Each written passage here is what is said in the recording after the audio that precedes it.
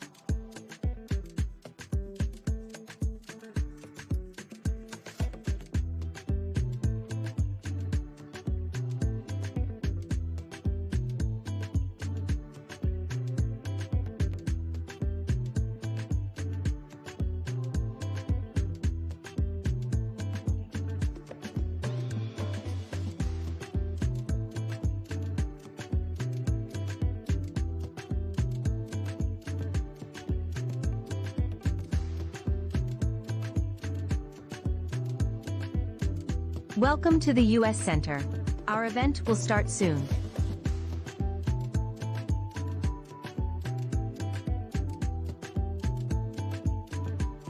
If you are curious about the full U.S. Center schedule, please scan the QR code at the reception desk.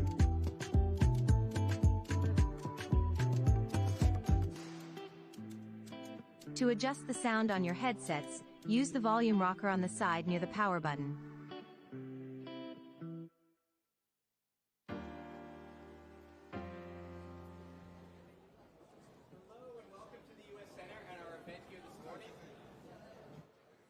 Hello, welcome to the U.S. Center and our first event of the day, Women Powering the Energy Transition. Make sure you have your headphones on. We sound better with the headphones on, I promise. If something's going wrong with the headphones, just raise your hand and we'll help fix them. It's our honor to introduce to the stage to kick off this event, Assistant Secretary for Energy Resources at the U.S. Department of State, Jeffrey Pyatt.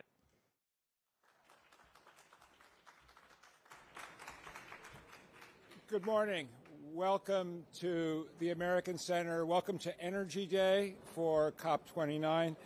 I am truly delighted to be here this morning to help kick off our event on women powering the energy transition. I want to start with a huge thank you to all of our partners across the U.S. government that are making this event possible, our hosts here at the U.S. Pavilion, the Secretary of State's Office of Global Women's Issues, the State Department's Bureau of Oceans and International Environmental and Scientific Affairs, as well as all of the U.S. government agencies across the Biden administration, working at the intersection of energy, gender, and climate action, and of course to all of our partners across the public and private sectors. This morning, you're going to hear from an incredibly impressive and dynamic panel of women who have championed gender inclusivity in the traditionally male sector of energy economy. I'm especially glad that we're going to be starting out this morning hearing from Nigar Alpadri, who is the high-level climate champion for COP29 here in Baku, but more importantly has been a real partner for the United States, for the State Department's Energy Bureau, as we've sought to lift up this issue and as we have worked together to make COP29 the success that we need it to be. But we have a fantastically diverse panel which reflects a broad geography and a broad range of sectors and interests. The U.S. government as a whole is integrating gender equality across all of our policy priorities. Our commitment to jointly address gender equality and the climate crisis is reflected in the United States' first ever strategy to respond to the effects of climate change on women. At COP29, the Department of State is proud to reflect on our first year working to implement that strategy. The U.S. government is also investing in STEM education and training globally for women and girls, including through our foreign assistance and international educational exchange programs.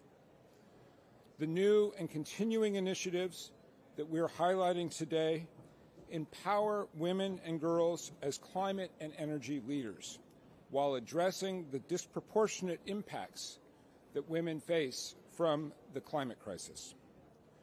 Women in energy is a priority across the U.S. government and has been a long-standing priority for me personally in both my ambassadorial roles in the past and now as Assistant Secretary.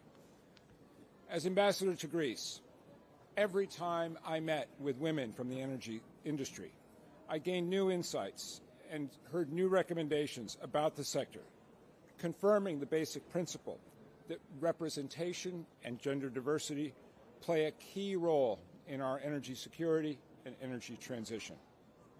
This is exactly why my team at the State Department's Bureau of Energy Resources, or ENR, launched the department's Women in Energy strategy, which provides recommendations on ways that U.S. diplomats can bolster the recruitment, retention, and promotion of women in the energy sector, including women-owned businesses. In support of this strategy, ENR has integrated women in energy into all of our diplomatic engagements. Since 2022, we've held 26 separate women in energy roundtables, reaching over 500 women in 20 countries. And I'm proud to say that this has been a feature of many of my international engagements, and in every single one, I have left deeply impressed by the importance of this investment in gender diversity as part of our broader strategy for energy security and energy transition. ENR has also launched several professional development programs for women who are already working in the energy sector. The gender gap has a real economic costs, and the energy sector has one of the largest examples of that gap. Only 16% of traditional energy sector employees are women, and it's about 32% in the clean energy sector. According to the World Bank and IMF, closing the gender gap in employment and entrepreneurship could boost global GDP by over 20%. These are real numbers which explain the rationale for the investments that we're making. So let me offer just a few words about ENR programs that support women in the energy sector. In partnership with the U.S. Gender Equity and Equality Action Fund, ENR has contributed over $4.25 million to support the leadership, participation, and success of women in the energy sector, currently through programs in Southeast Asia and the Pacific, in Kenya and South Africa, through technical workshops, executive coaching, leadership skills training, and job shadows. These programs are changing lives. They improve the retention and promotion of women in energy, which makes for a more effective and more sustainable energy transition. I'm pleased today to announce here at COP that ENR is expanding its Women in Energy program in the coming year to Latin America to include specifically women in the mining sector. Mining is another overlooked sector for gender equality. While diverse, sustainable, and transparent supply chains are increasingly important in order to meet our energy transition goals and ensure that we do so in a way that doesn't deepen our dependence on a single country which has monopolized the production and processing of key energy minerals. I need you to stick with me here for just a second because I want to share our acronym. The Advancing Women in Clean Energy Minerals program will be ENR's newest professional leadership and development program for women in the clean energy and critical mining sectors in Latin America. The acronym is awesome. I know that's not the dictionary spelling, but it's a great way to highlight the impact that we want this program to have across Latin America and across the critical minerals sector. This program is intended to empower women to become leaders and agents for change, to support decarbonization and the clean energy transition. And I would just note that when I was in Minas Gerais in Brazil a few months ago this summer, I was really delighted to see that Vale, one of Brazil's largest international mining companies, has a management team on the ground in Brazil, which is dominated by women. So I know we're following the right pathway here. I'm extremely proud of all of my colleagues in the ENR Bureau who've helped to prioritize gender in all of our work. And I'm looking forward to hearing more about this issue this morning during the rest of our program. So now I'd like to introduce Nigar as the high-level champion for climate here at COP29. Nigar is a member of Azerbaijan's National Assembly, where she serves on the Committee on International and Interparliamentary Relations and the Committee on Family, Women, and Children. I will also add that she was one of the organizers of Azerbaijan's Formula One. And so after handling that, I know COP29 has been easy as pie. Beyond these credentials, however, Nigar is a great colleague with whom I've had the honor to engage in Washington and in New York on our ambitions for COP29, our interest in the success of Azerbaijan's presidency, and our shared interest in the success of the energy transition and the critical role that Azerbaijan is playing, especially in European energy security during a time of great disruption in international energy supply chains. So Nigar, the floor is yours. Thank you for being with us, and thank you to all of our panelists who are joining this morning for this really important conversation.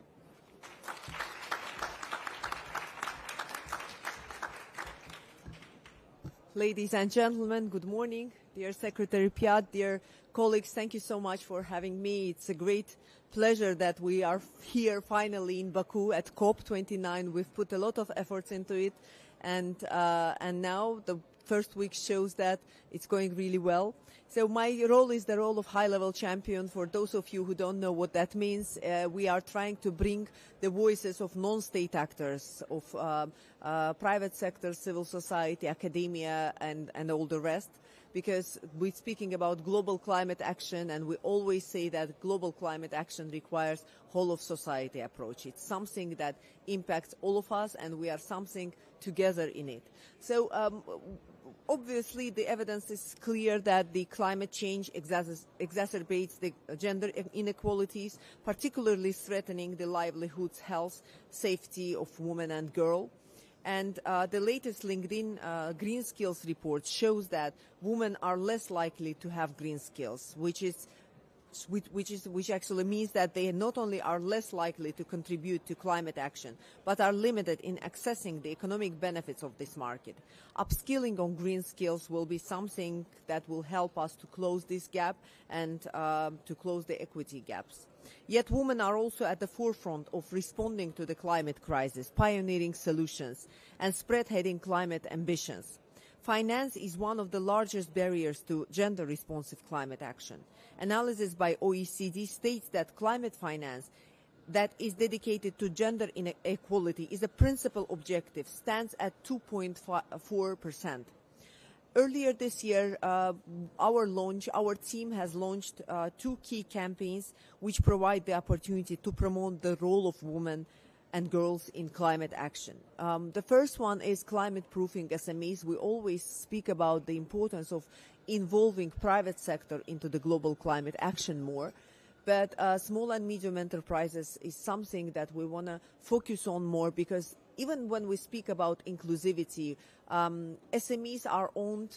There was a report that showed that the 40% are SMEs are owned by women. So from inclusivity perspectives, women are more likely to go to start their private sector, their projects and their businesses because they are trying to break that glass ceiling in many cases. So we need to be able to support SMEs. Yes, as I said, close to 40% of all SMEs are owned by women, and they are a vital source of employment for women.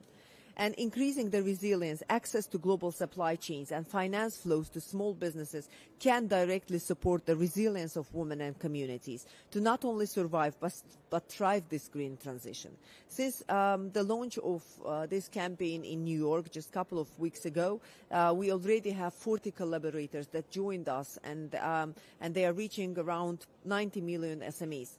And some are local campaign mobilizers working with SMEs on the ground in over 100 countries. They are empowering SMEs to access the sustainable growth benefits of climate action and become resilient to impacts of climate change we are already experiencing. Another direction is the impact makers. This is the campaign which brings global attention to the often untold stories of those change makers using skills, ingenuity and solutions to address the climate crisis across the regions, sectors and communities. Through multi-channel communication, this campaign gives a platform to stories that can strengthen collective resolve and inspire further action.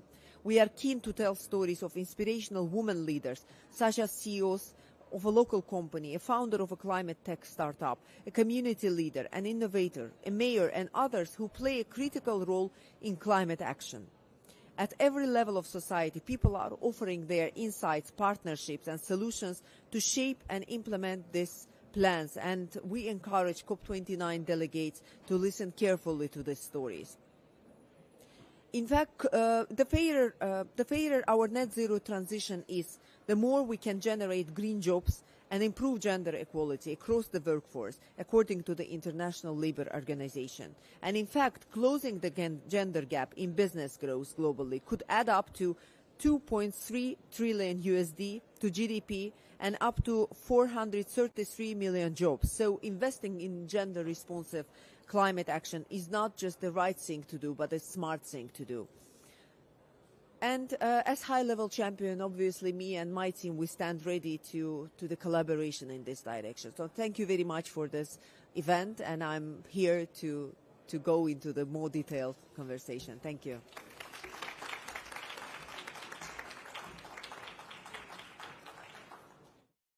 We're going to get a group photo. Yes. All the speakers, please.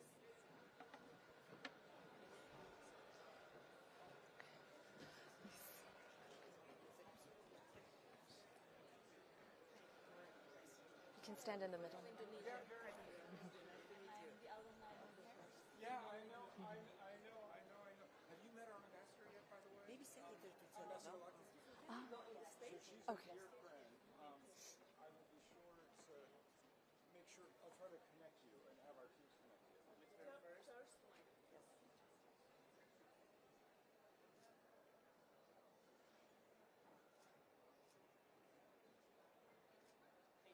And now.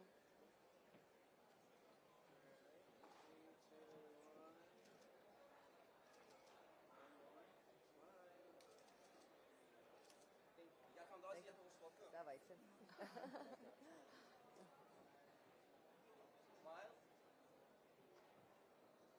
Спасибо. Thank you. Thank you. Thank you so much. Wonderful. I will call my speakers up to the stage now. Please, join me. Good morning, everyone. Nice to see this big crowd here. We're super excited to chat with our speakers today. My name is Michelle, and I am the co-founder of Women in Climate. A little bit about my background. I actually come from the tech sector. I used to work in software sales, living in San Francisco, and as you can see, I had a career transition, which brought me closer to the topic of the energy transition at some point. But I founded Women in Climate because when I transitioned, a lot of the spaces were very male-dominated. There were lots of acronyms, and I felt like, well, who are, some of my friends who maybe want to talk about composting or plant-based eating or ways that we can reduce the impact of our lives on the planet? And that's how Women in Climate started. We had a dinner in New York, and now today we are in over 50 different cities. We have volunteers in Riyadh, in Doha, Dubai, Hong Kong, all major North American and European cities. And actually, we also have a city lead here in Azerbaijan, and I think a few of our city leads are here in attendance as well. So if you want to support, you can head over to womeninclimate.co. We have a speaker database, so all women speakers on different topics, and any women or non-binary can create a free profile, and I'd love to see more speakers in there. So today, I'm very excited to be joined by a very international group of women who are leading the energy transition, and I would love to invite each of them to do a brief introduction to kick us off. Starting with you. Hello. Thank you very much, Michelle. It's good to be here. I'm Habiba Ali. I am the founder and the CEO of Sosai Renewable Energies Company based in Abuja and Kaduna, Nigeria. One of the foremost woman-owned renewable energy companies in Africa, actually. We've been in business for about 14 years now, deploying renewable energy solutions to people mostly in rural areas and working through women to actually have economic growth for themselves, deploying the solutions or using the solutions to own a business. Amazing. Thank you. Right. Thank you, Michelle, and hello, everyone. My name is Marlistia Citraningrum. I come from Indonesia. I work for the Institute for Essential Services Reform, a prominent energy and climate think tank based in Jakarta. I work mainly on subnational and strategic coordination between governments, but also on solar energy, and especially for improving gender balance in Indonesia's energy sector. Thank you so much, Marlita. Good morning, everyone. My name is Eftele Fitchnar. I am Chief Strategy and Partnership Officer of Coral. It's a climate tech startup. And I have background on energy decarbonization, energy transition over 15 years. I'm based in Dubai now, but I am from Turkey originally. Wonderful. So we have our experts in the room, and I'm going to kick off with a question that I would love to hear everyone's thoughts on. You're all very geographically diverse. Can you describe the state of the energy sector in your respective geographies? What's unique in your region when it comes to a successful and rapid energy transition? And we'll start with Habiba. Okay. So the state of the energy sector in Nigeria is quite a paradox because ordinarily Nigeria is a country that's known for oil exploration and should actually be rich in energy resources. But unfortunately, it is also one of the poorest when it comes to energy poverty. We currently are at a rate of only about 60% of the total population electrified. Reliably is also another thing.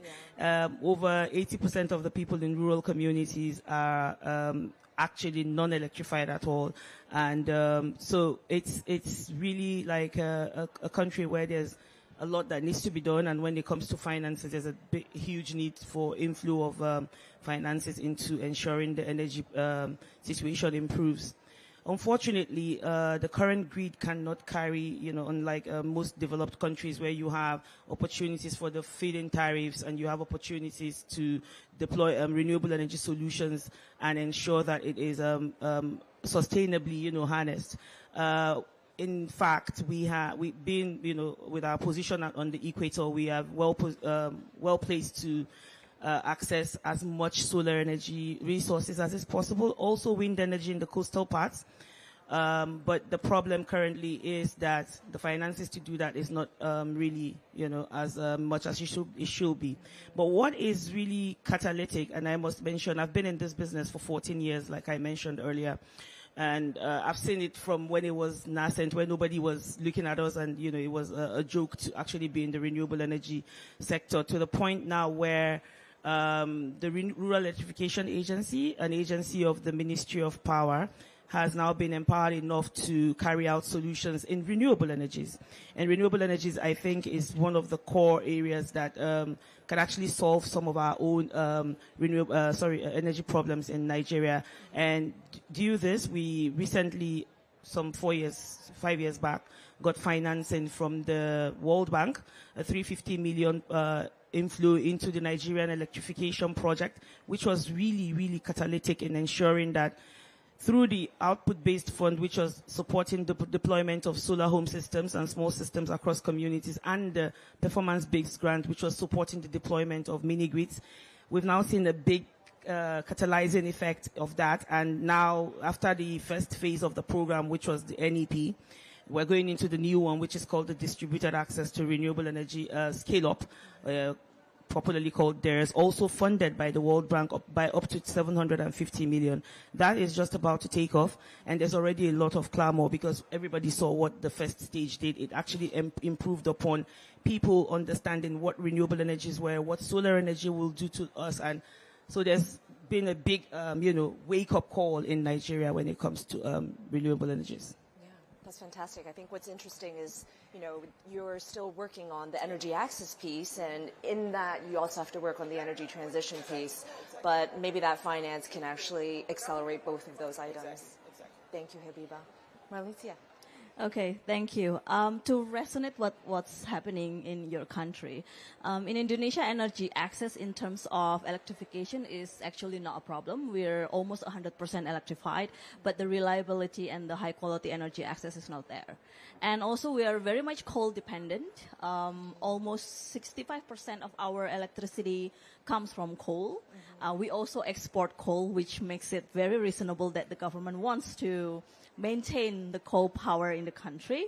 However, we have seen international support coming for us to finance the coal retirement, especially also with the Just Energy Transition Partnership Program, which is led by the US and Japan. We hope to retire many of our young coal fleet by 2030, because that's the promise that we will peak our power sector emission by that year.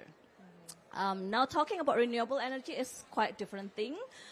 We are almost 2 million square kilometers in size and 17,000 islands. So electrifying all of those people in different islands is also a challenge. Decentralized energy solution with renewable energy is especially priority. However, the government still faces challenges in terms of building the grid infrastructure and then maintaining all those small power plants, but also to mobilize private sectors to come into play, because government budget will not cut it. We need a lot of stakeholders to come into play and help us to promote renewable energy in the region. And other than that, that's what's being stated by our new government in COP29 is we want to leverage our carbon markets, which is very much nascent at this stage. We have a lot of forests and carbon sinks that might be useful and potential for that. Although we have several concerns on how the markets will look like, and we especially don't want that our forests, being utilized in a sense that it only brings profit for certain companies or organizations, but always for the indigenous people and the community around the area. Wonderful. Thank you. You really painted a really great picture, and I feel like I have a really good understanding now of Indonesia. Thank you.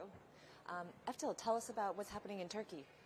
Sure, I think I will come up with a good example that in the last years Turkey was lucky to have enough investments to diversify the renewable energy portfolio, and now 54% of the needs in the country, that is 31 gigawatts, is generated by renewable energy resources, solar, wind, biomass, and even hydropower. Because I think Turkey was like naturally very, very eligible for that, and public-private partnerships helps a lot to this transition. And government is very committed to do it even better. So now the situation is Turkey is the 5th country in Europe in terms of the renewable energy resources, and 11th country in the world on there. So, and the target that has been declared 2 days ago here at COP is by 2035 to reach to 120 gigawatts. That is the need of 65% of the needs. So a lot going on. Very, very diverse sectors, public, private, non-governmental, are supporting this transition, because I think it's very, very important to have a systemic approach to these. Like, only one player can never do that happening. That's wonderful. And I didn't know that Turkey had 54% renewables. That is very, that's very impressive. So we're here to also talk about women leadership, the gender gap.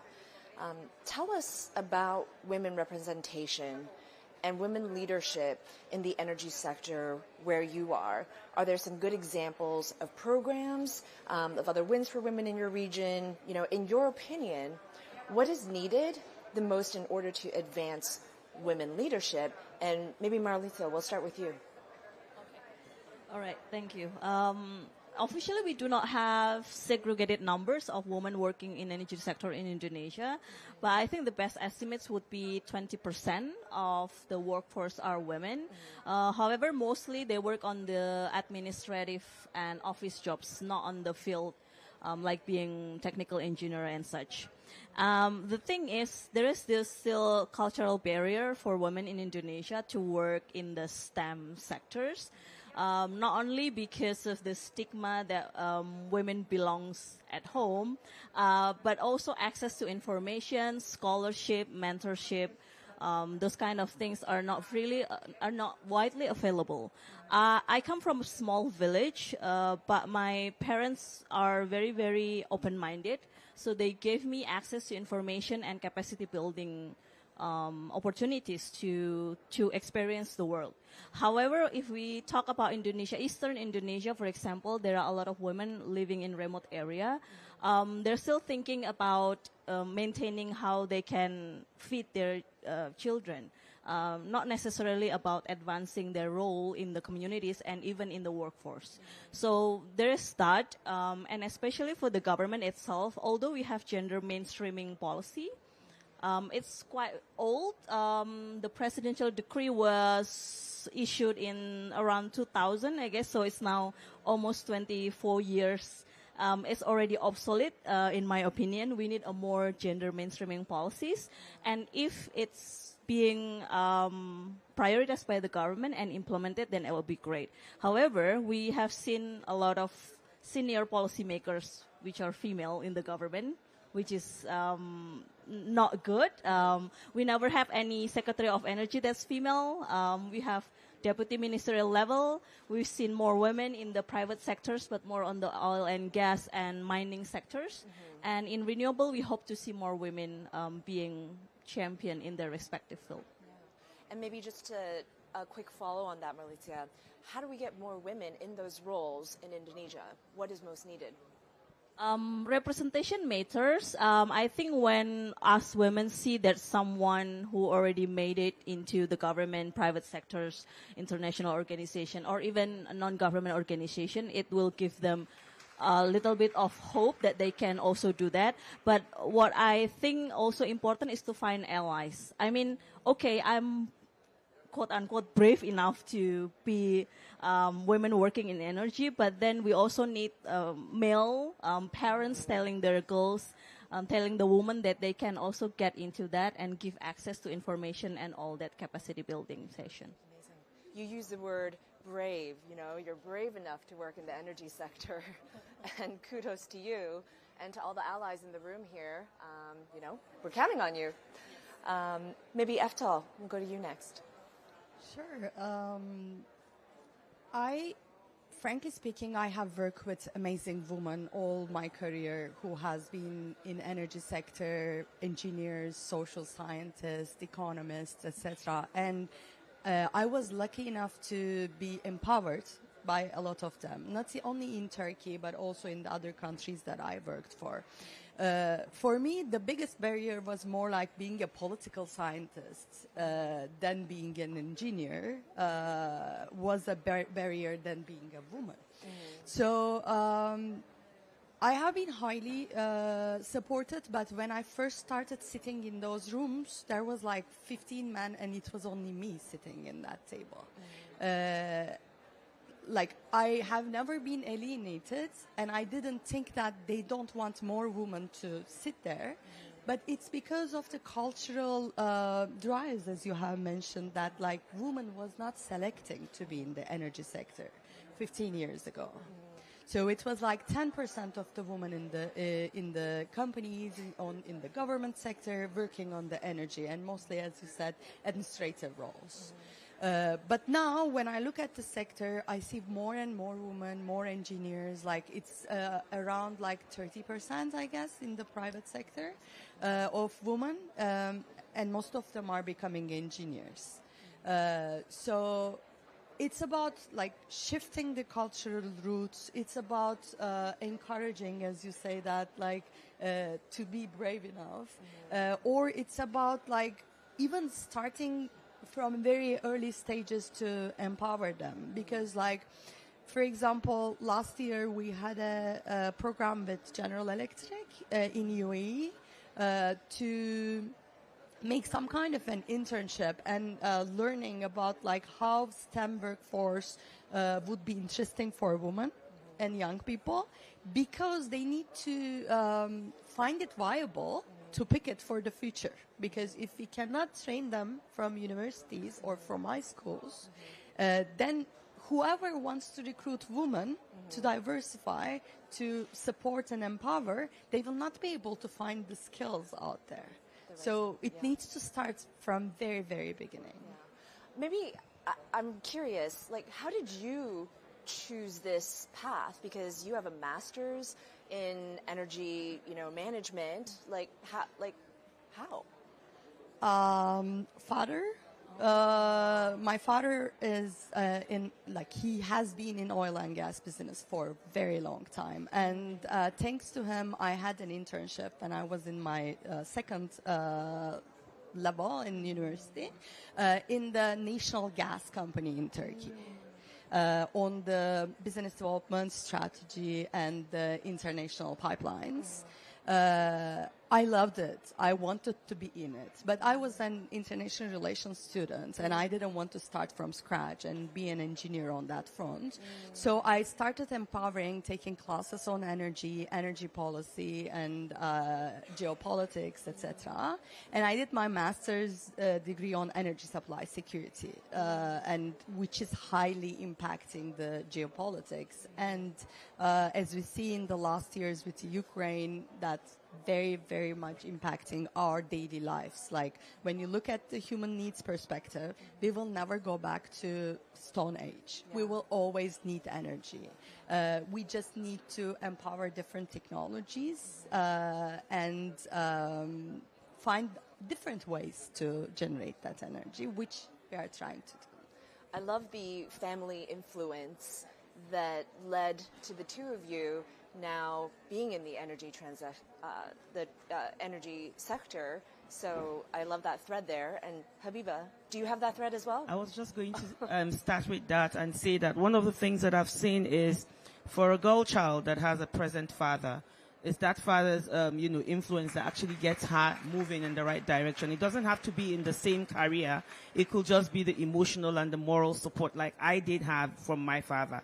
My father was a policeman, but he always made me feel whatever you want to do in life, you can always do it and you can achieve it. And even though I didn't have him for a lot of time in my life, I had him for about 18 years, but I knew that I could fly because I had him, even though posthumously I had him to catch me if I was going to fall. So kudos to our fathers. So talking about having male champions is very key because you would find that being a woman, traditionally, we've been made to believe that we need support.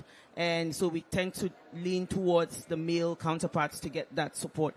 Getting it from a family member, and especially like a father, is really, really key for us. About the women in the energy sector in Nigeria, yes, in oil and gas, they struggled a lot. You know how oil and gas is very, is a kind of niche industry. It really was not something that anybody could just wake up and decide to go and join oil and gas, unlike we see in the renewable energy sector.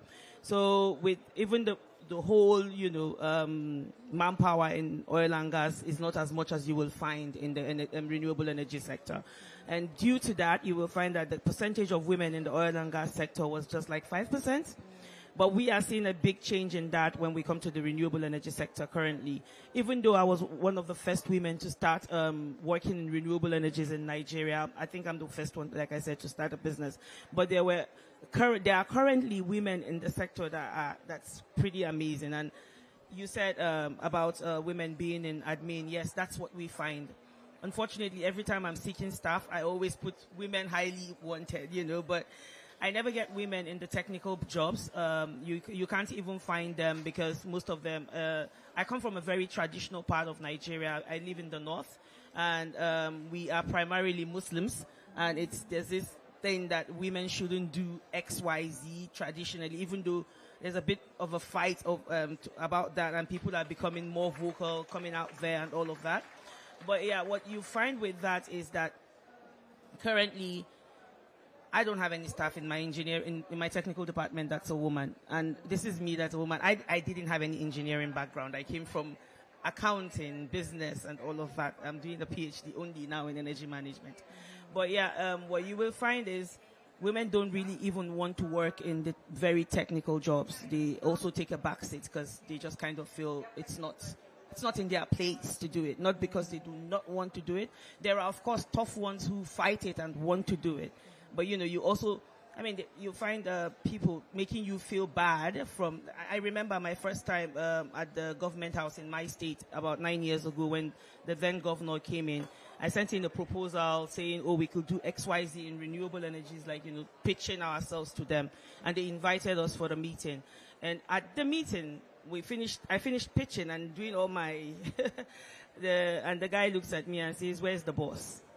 And yeah, so that just shows you how much of a reason why women wouldn't even want. If I was that kind of person who would COA, that was a time for me to get back out of that job because it just didn't seem like, And I said, no, I'm the boss. And he's like, are you sure? Are you the one that goes on the polls? I said, I don't need to do that. My staff here do it. And luckily I had 5 of my male staff around me. So it was very, it was a proud moment for me to show him that I had staff who would do that. So you can imagine having that kind of backlash constantly, you would not want to do it. But currently in the renewable energy sector, I must say, whether it is admin, technical, combined, we have about 40% of women working in the renewable energy sector in Nigeria. That one I'm very sure of. And we have more and more of us coming out. If you know the Nigerian woman, you will know she's very feisty. She's entrepreneurial and all of that. And so we find a lot more. I'm seeing more and more women coming into the space. I am currently the national coordinator for the African Women in Energy and Power. And every time I see new members coming in, I'm like, wow, we're growing. So it's really nice to see that. That's amazing. And I learned something new about Nigerian women today. And the common thread of, you know, a present family and a present father is true for me as well. When I was young, my father drove me every day after school, swimming, learning this, music, blah, blah, blah, and really empowered me in, you know, different type of capacity building. So thank you to our fathers. Okay, so a last question for all of you, and more of a rapid fire. From your experience, what is the one most important thing that needs to happen in your region to accelerate the energy transition? Sorry? Who are you starting with? Anyone. Do you want me to repeat the question? No, I got the question. I just wanted to know who you wanted to start with. Okay. So for me, I would say it's finance. And when I say finance, I mean it's time for investors to start looking at women-owned businesses in the sector and take us seriously. Honestly, what I've seen is there's a lot of women in the sector, but what are they doing in the sector? You'll find that a lot of women-owned businesses are seeking financing of maybe 5 million, 3 million, and they are just being pushed back. And a man comes out with all the documents that the woman has, and he makes 50 million, right? So that it's time. I keep saying that it's time for men to, not men. Okay, maybe because they said even the investment sector is mostly male dominated. But it's time for people and investors to start looking and seeing, because it's only with the women, I must tell you, that we will see the catalyzing change that we want to see. Because whenever we do something, we do it because we're serious. We want to see that change. We are doing it because our children are going to face this if we leave. So that's one thing the woman is always thinking. She's not thinking about the money she's making now. She's thinking about the future. So we're very, very, we're necessary to be invested in. So when I come to you and I'm looking for 10 million, 20 million, feel free to sit down with me and help me, correct me in the right way and make me get that funding. And not just think that the man is more serious because he is a male and he is more serious in running a business in energy or whatever it is. Wonderful. Thank you. Okay, I would say a strong leadership, and it's not necessarily about having ambitious target, etc., but always to have a really clear vision beyond government period of administrative, because they often think that, okay, I only have 5 years in the government, I will only make a policies that last for 5 years. And we need something that thinks in the long term, but also to improve the gender paradigm in the policy sectors, because only with that strong leadership, then everyone can get in line. And we also need not only women representative in the government, because then it will create a lot of difference, but men who thinks that women are a very important part in the energy transition. Thank you, Marlicia. Strong leadership. So, Eftal, the one most important thing that needs to happen in your region? Thank you. I think it's hand-holding and mentorship, because now countries and companies, they are leaving seats for women. Like, I don't like this positive discrimination neither, because it is like challenging the power of women, challenging the skills of the woman, because they think that like you are sitting there because there is a quota for a woman, you are sitting there. Yeah, I don't like that neither, but I know that there are seats now. Everybody is like looking for women's skills. Everybody is like looking to support, finance them, etc. But a lot of women don't know where to start and how to do that. And I believe it's very important for us and for male leaders, as you said, to handhold and mentor them to find their way inside of it. Other than that, like, I have a very positive approach on that front. So it sounds like programs like the ones from the ENR, Women in Climate, are extremely important. Yeah. Wow. I want to say thank you to our panelists for this wonderful discussion today, and I can't wait to see in a couple of years where all of you will be. Thank you so much.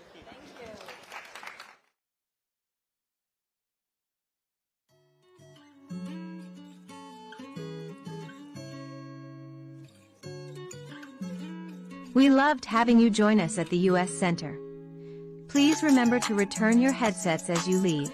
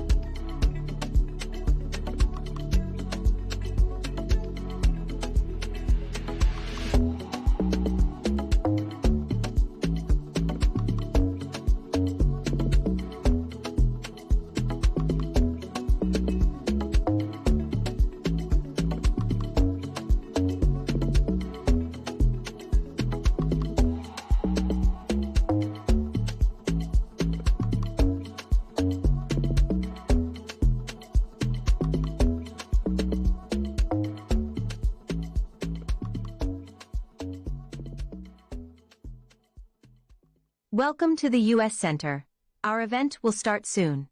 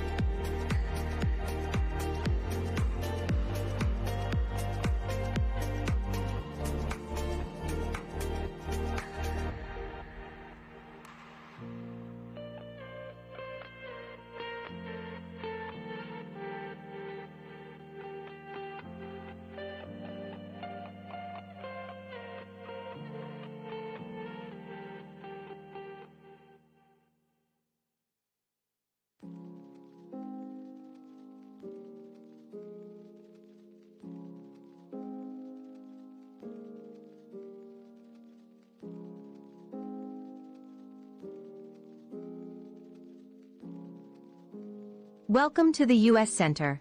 Our event will start soon.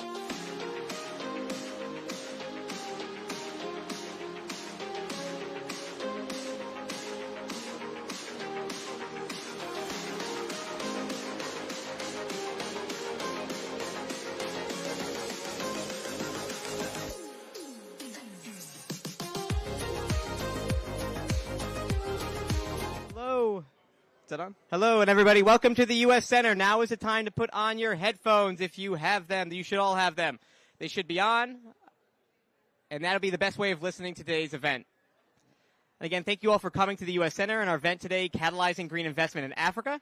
Power Africa hosted IMC plus GVCA feature event. It's our honor to introduce to the stage the Assistant Secretary for International Trade and Development from the U.S. Department of Treasury, Alexia Latortu. Thank you so much. Good morning, everyone. This session is about getting still, stagnant waters to flow. What I mean by that is that we all know that the world is awash in capital, but clearly it's unequally distributed. We also know that there are significant opportunities for investing in green value chains, technologies, and innovation of the future. But making these opportunities investment ready and scalable remains a challenge. So who here is a glass half full person? Raise your hands if you're a glass half full person. Ah, not bad, not bad. Okay, so I have some good news for you to encourage that attitude. Last month, a new report on Africa's climate finance landscape, commissioned by FSD Africa and undertaken by the Climate Policy Initiative, found that $44 billion is flowing from all sources annually. That's an impressive 48% increase from the last 2 years. And least developed countries received 54% of the continent's climate finance, compared to 39% in 2019-2020. So that's pretty good. Now, who here is a glass half empty person? No one's confessing, but some people didn't raise their hands at all, so I see you. Anyway, I also have, unfortunately, news for you. So, African countries will need around $277 billion through to 2030 to implement their nationally determined contributions, or NDCs. Right now, across all sources, a little over 15% of those needs are met. And of the financing that does exist, it is unevenly distributed, with the top 10 countries receiving 50% of the total, while the bottom 30 countries receive just 10%. And private finance only comprises 18% of Africa's total climate flows, a far lower share than any other region in the world.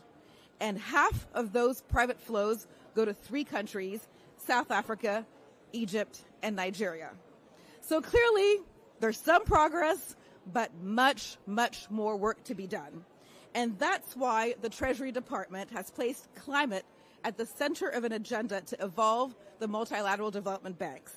They need to reform their vision, their operational models, their financing capacity, their incentives to help countries address today's cross-border challenges like climate change.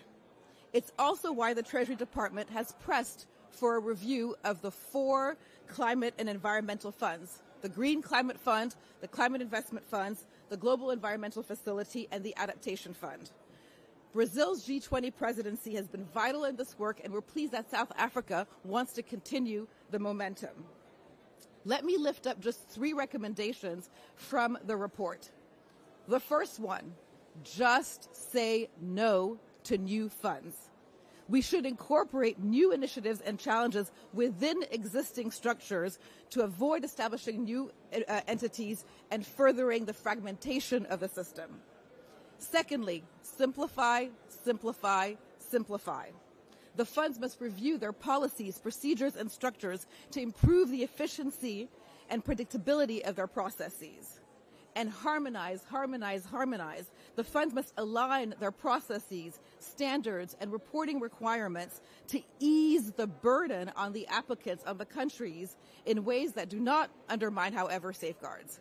And thirdly, the funds should work individually and in coordination to maximize the impact of their limited concessional finance deployment through targeted strategies to mobilize private capital for climate action and support the most vulnerable countries. And this is also why Treasury has launched a 5-pronged agenda for increasing private capital mobilization. Targets for the multilateral development banks to change culture and behaviors to truly mobilize capital. Better data, more and better project preparation, a greater palette of de-risking instruments, guarantees, political risk insurance, local currency solutions, and yes, blended finance. And finally, the foundational issue of strong macro fundamentals, sound policies, good investment climates. And of course, and this is the punchline, this is why the U.S. government is a proud partner, along with Denmark, Finland, Sweden, and Norway, of the Investment Mobilization Collaboration Alliance that was launched at COP29 in Dubai last year. The IMCA, as it's also known, seeks to catalyze public-private collaboration in climate finance through support for blended finance vehicles. And I'm so honored to be here with many IMCA partners to launch a new funding window, the Greening Value Chains in Africa window. This new initiative will focus on supporting energy and critical mineral investments in Africa, which of course is key to Africa's own green growth and frankly will help fuel the green growth globally. So we will focus on this last priority with a fantastic panel. And let me leave you with a final thought. Blended finance platforms are key to expand private capital mobilization. The targeted use of limited concessional finance focused on high climate and development impact projects is vital to scaling climate finance. And with that, I'm really delighted to turn the floor over to my colleague from the U.S. government and our moderator today, Richard Nelson, who is the coordinator of Power Africa. Richard, the floor is yours.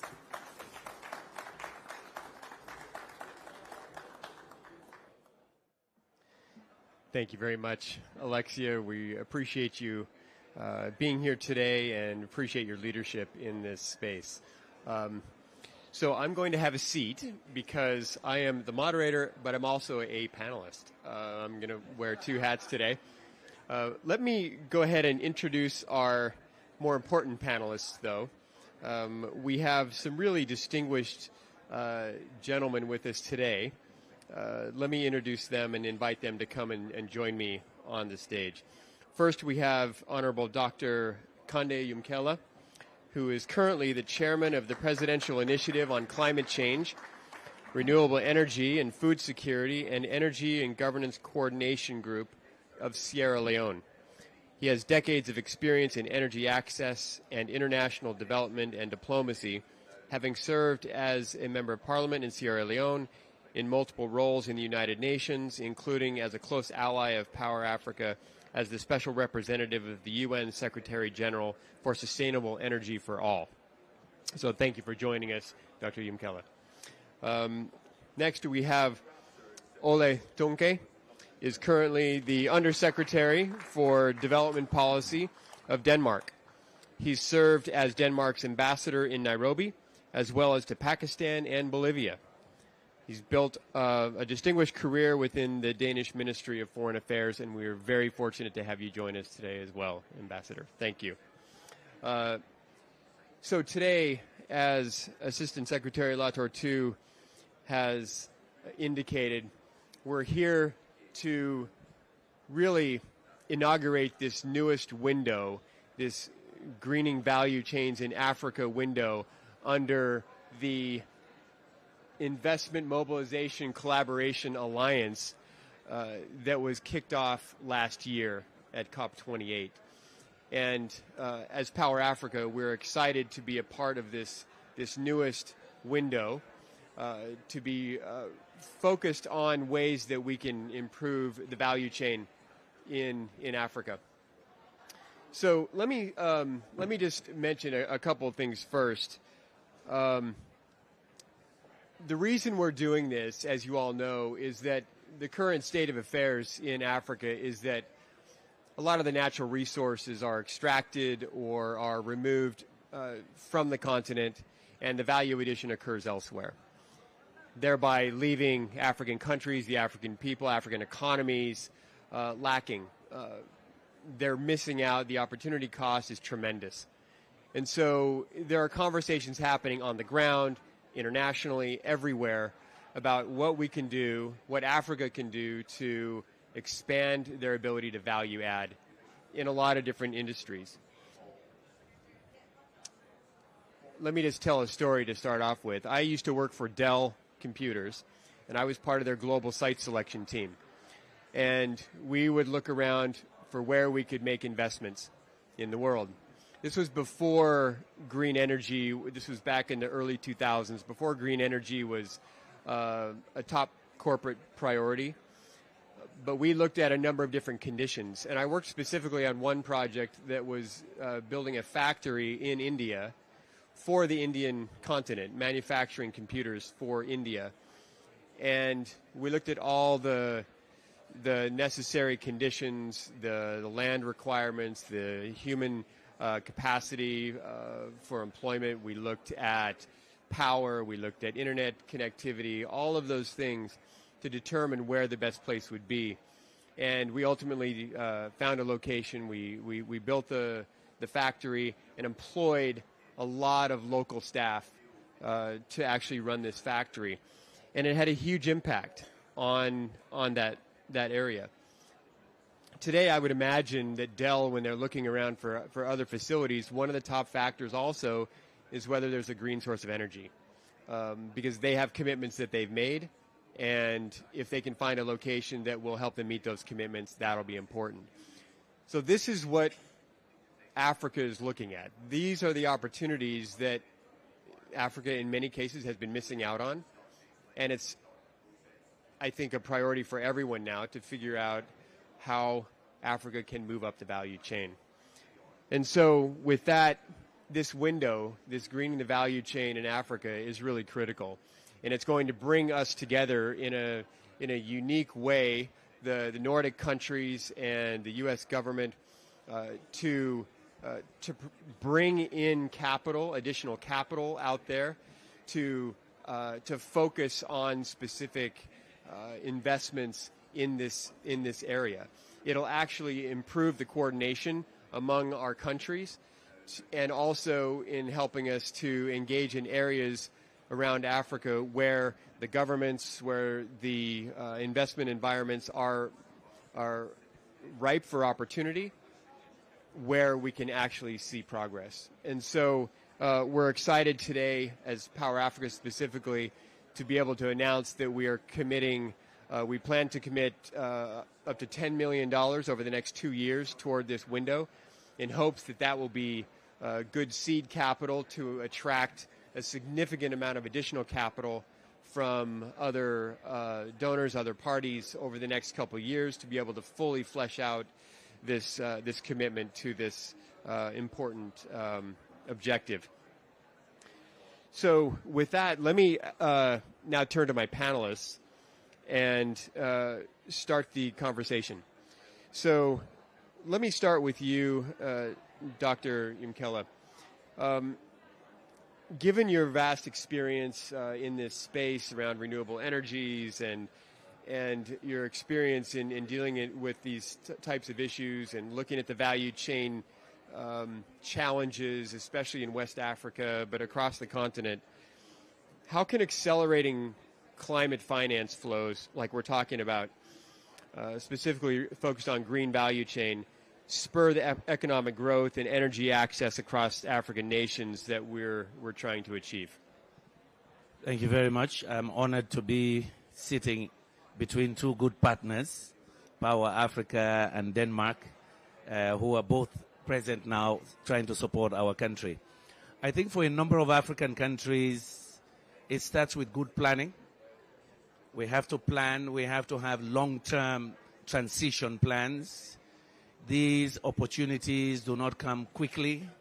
You want them when they arrive, that they are sustainable over time. So planning is important. Establishing the right institutional and legal frameworks matters. And thirdly, developing a pipeline of bankable projects.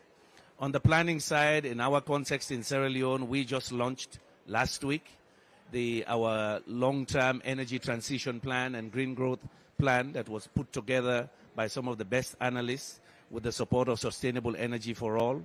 So we have a long-term plan in place, which includes providing power to the mining sector that we have. Mining is a big part of our economy. Second, we are now trying to reform our utilities.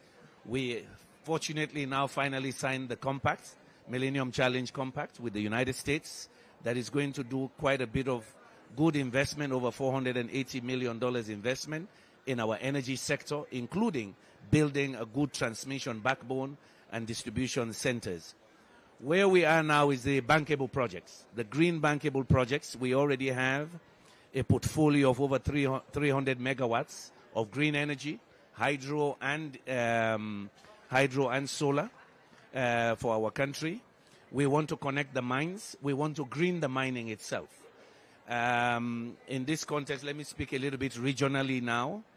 If you look at our three countries, Liberia, Guinea, and Sierra Leone, we're sitting on a huge deposits of the traditional minerals. We're also sitting on some of the critical minerals. We need power to be able to add value to those. Even if it's first stage processing, you're going to need a huge quantum of energy to be able to do that. Guinea with over 25% of the world's bauxite, Sierra Leone and Liberia combined, and Guinea, probably we're also sitting on a combined 20% or more of the iron ore of the world. Now Sierra Leone has the purest deposit of titanium. And now we've discovered rare earth metals, lithium, and also there is indication that we may have nickel and platinum as well. But if you go to Southern Africa, Zambia, Congo, South Africa, we are sitting on these critical minerals that the rest of the world needs for their energy transitions. So our interest now is also to move into green manufacturing. We want to be the hub where the batteries are made. If we're sitting, Congo is sitting on over 50% of the world's cobalt. Zambia with copper. I see my friends from the Copper Association here. During my days at Sustainable Energy for All, the U.S. Copper Association, we had a number of partnerships then. We want to green these, but we want to add value. So the initiative you've announced today begins to lay a foundation to see how we attract investments in private sector that will be interested in going into some of those early stage manufacturing components. But having access to power is still a big issue for Africa. I'm talking about significant generation of power and transmission of power to enable, in fact, green manufacturing in the continent. We need to do that. We need to do that to create wealth and jobs. And partnering with the United States, Denmark, and others will be important in moving forward. So catalytic funds like the ones you've announced, backed by other multilateral or bilateral funds, will really unlock that potential that we have right now. Thank you. And I appreciate that perspective. And you're sitting in a quite unique position with all the critical minerals that you're sitting on, as you pointed out. I was recently also in the DRC meeting with a number of the mining companies there, and they told me, to get to your point, that of the 65 largest mines in the DRC, they're spending $200 million a month on diesel because they cannot get power. That's for their generators. They have tremendous power needs. They would like to do more value add. They're doing some. They would like to do more, but the power is just not there. If you take our context, our mining companies combined, the projected energy need for them over the next 6 years, because they're expanding, is over 500 megawatts. The installed capacity in the whole country is 240 megawatts. Yeah. So again, a sector coupling is important here. The energy planning has to be linked to the planning of the mining sector. What we've done over time is have them in silos. So all the mines have their captive power, all run on diesel, same with us. Yeah. But if we were able to do proper planning, bigger companies will come in because you have that anchor demand from the mines. And that's where we're thinking now in Sierra Leone. But we're also thinking of retaining value. Again, I give this number. People don't like it, but I'll say it. Last year, we exported over $1.2 billion of minerals, almost 1.3. What went to the treasury in our country was less than $40 million. That's not proper. That's not the way we should be mining or running these countries in this century. Yeah. Because of all the environmental damage and, in fact, other impacts that we have in the economy, what's the point of extracting those minerals if less than $100 million is going into the countries and we're looking for aid? This is not just. Yeah. But how do you open up these conversations? People suddenly say, oh, you want to nationalize mines, or you want to interfere with the market. But the arrangements we have today are not just. And we're hoping, again, the United States, China, big powers will begin to look at this as we have these global discussions, not only on critical minerals, but a safe and secure world. These kind of exploitative arrangements cannot help peace and security in the world. Okay. You export over $1 billion. What goes to your treasury is less than 50 million. And yet I'm going to a donor like Denmark to say, can I have 10 million to build a solar power plant? That's not proper. We have to rethink the way we do these deals now going forward. Okay. Thank you very much. Ambassador Tonke, let's go to you on the question of how can accelerating these climate finance flows specifically help these green value chains? Well, I think, listening to Dr. and also attending the African Climate Summit last year, the amount of opportunities in Africa for this are really immense. And had those opportunities been in Europe or other places in the world, they would have been exploited many, many years ago, and in a different manner, and a bit in a manner like what you are talking about, Doctor, because first of all, it's about the power opportunities. They are there, finding the big buyers, the mines, etc., etc. But it's also about that second level of is it the export of the raw materials that is the future for the African countries, or is it the export of the raw materials manufactured into something else that is the future for Africa? And that narrative is really changing in many African countries. I recently was in Benin, who are producing a lot of cotton, and they have completely changed their value chain system and said, we will not export the raw cotton as we used to do. We will produce cotton, and they have asked and opened up their country for investments from abroad in exactly that sector. And that is creating the jobs, the opportunities, the growth that this continent really need because of the youth bulge that we have there. Challenge is you need a lot of investments to reap all of that, and again, we heard Alexia in the beginning, they are coming, and I think the global investors are looking differently at Africa now for mainly two reasons. One is the size of the market is becoming really interesting for foreign investors. But secondly, there's also wish to diversify the global value chains, and Africa is a place to go. When I was in Kenya recently, there was a very good pitch from the American ambassador to foreign companies to go to Kenya as an alternative to Asia. And again, one of them, as we heard, was Kenya actually has 93% green energy in their grid.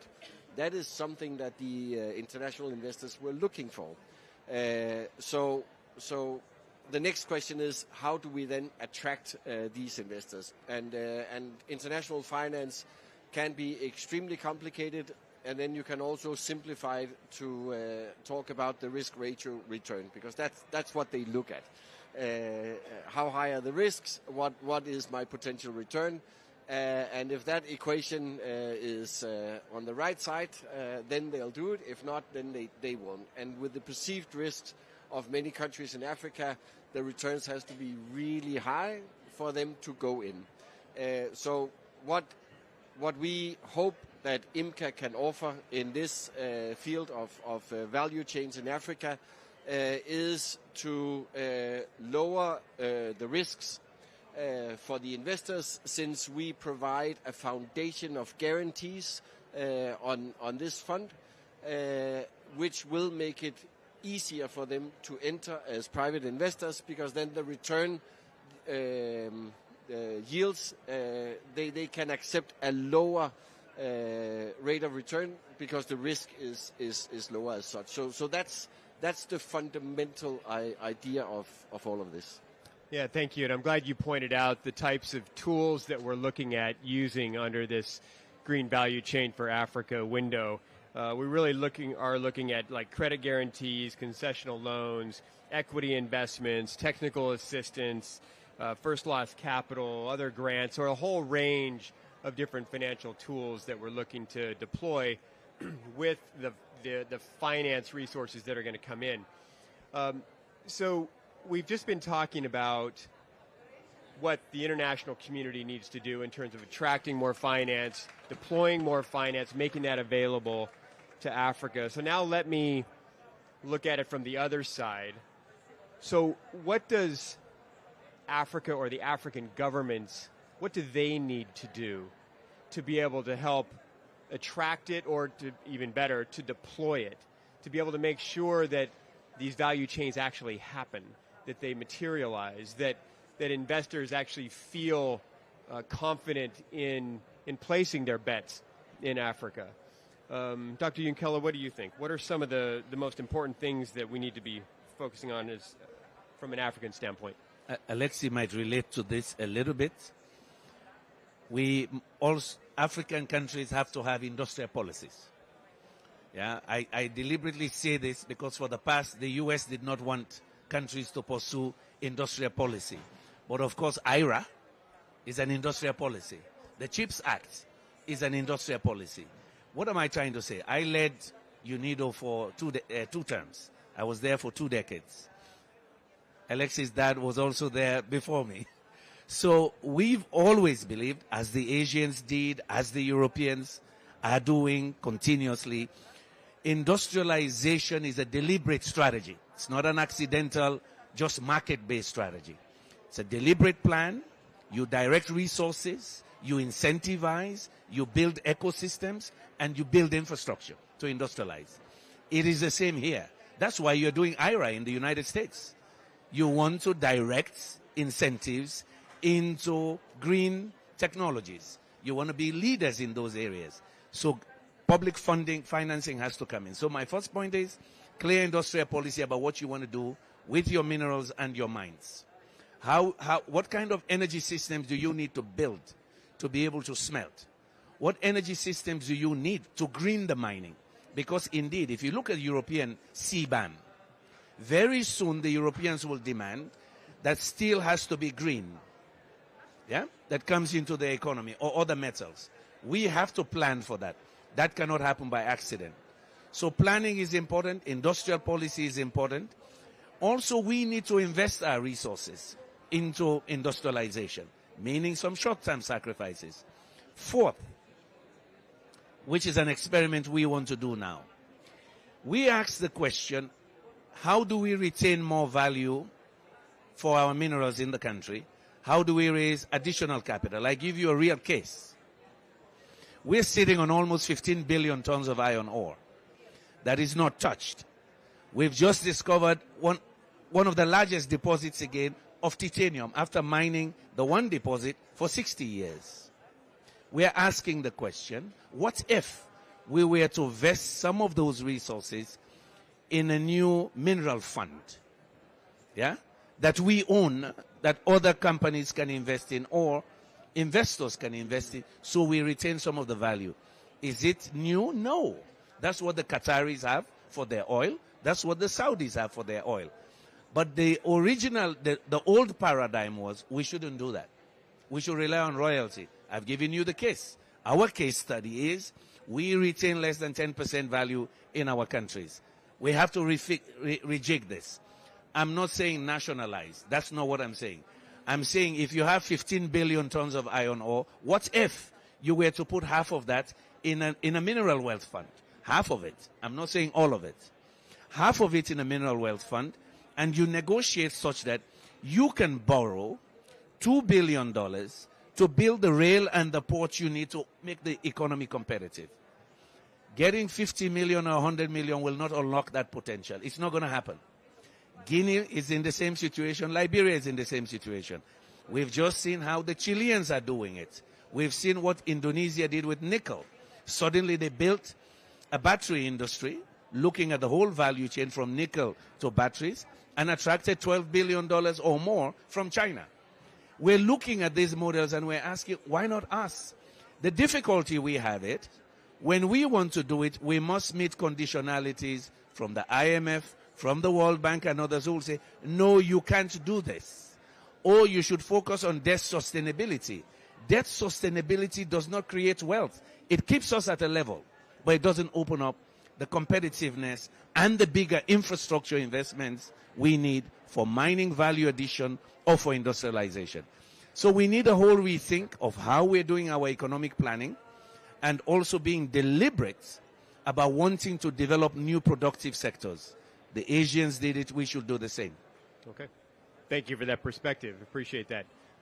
Ambassador Donke, your thoughts about what African governments could be doing to better attract investment, to be able to help set the conditions for a value chain to really flourish? I think, I completely agree on the industrial policies. They need to be in place, and the incentives for the international investors has to be there. But also what I have experienced in working in many African countries is also the regulation is really, really important. And because you can't have a situation where you have investors who go in, actually spend a lot of money and resources in trying to put together a project or a business case, and then because of some sort of regulation that apparently is extremely difficult to change in Parliament, suddenly their business case will not go. And we have had several examples, some Danish companies who are investors in renewable energy, solar, for instance, trying to invest in different African countries.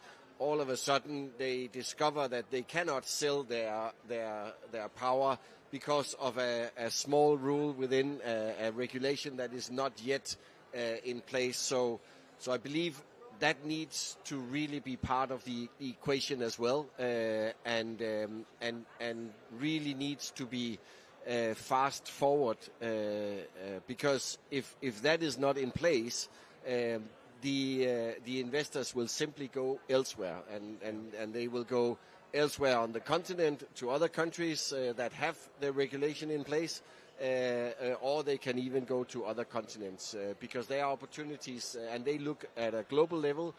So the African countries, they are in competition with others on these issues. So definitely I would look at that.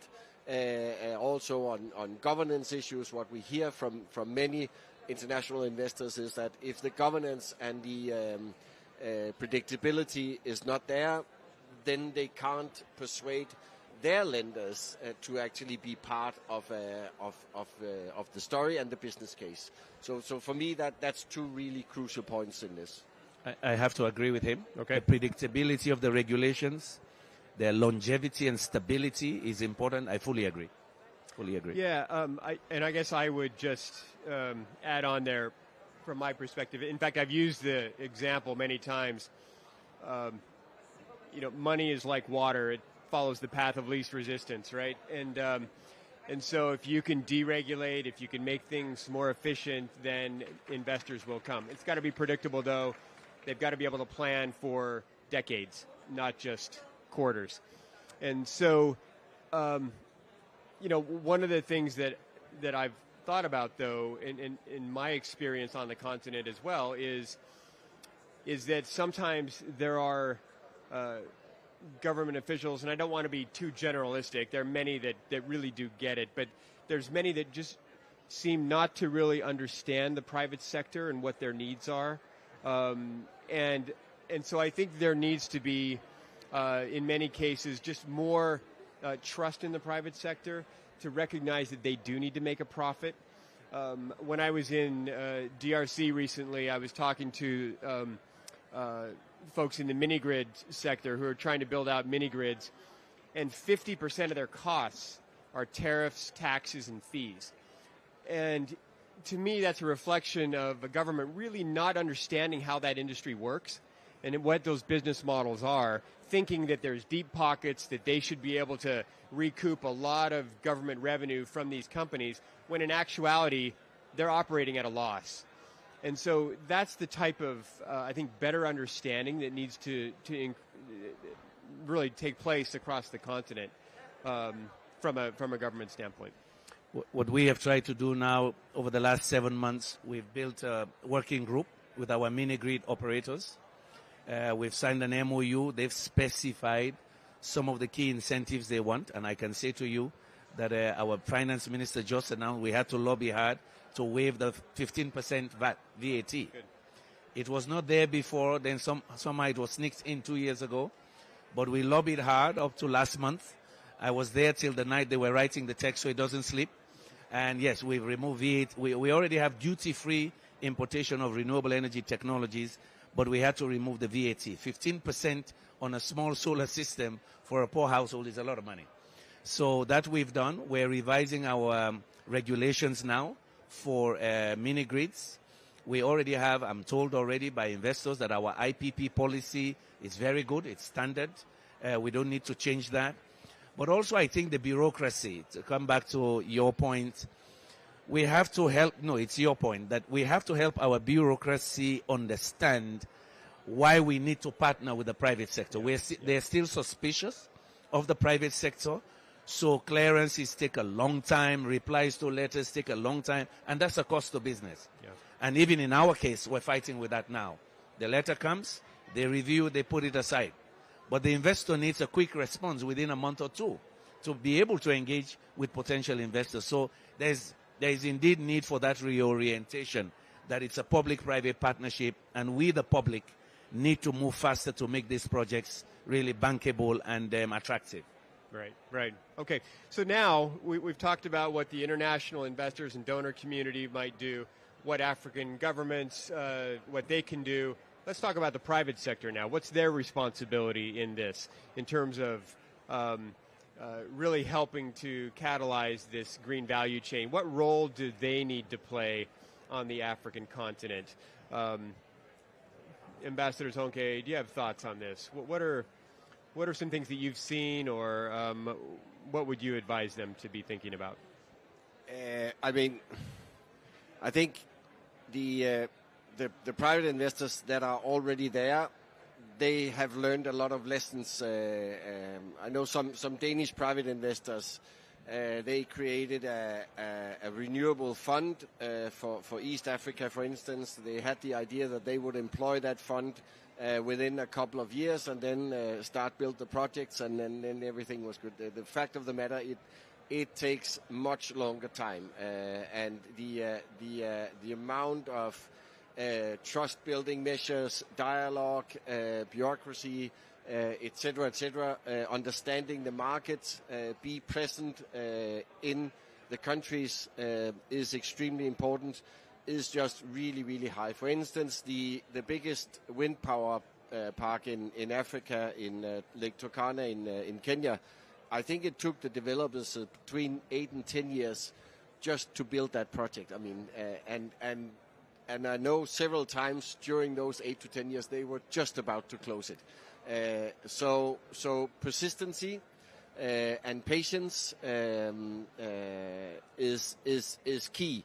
And again, I think that's coming a little bit back to what does the African governments need to do. That understanding that this is expensive.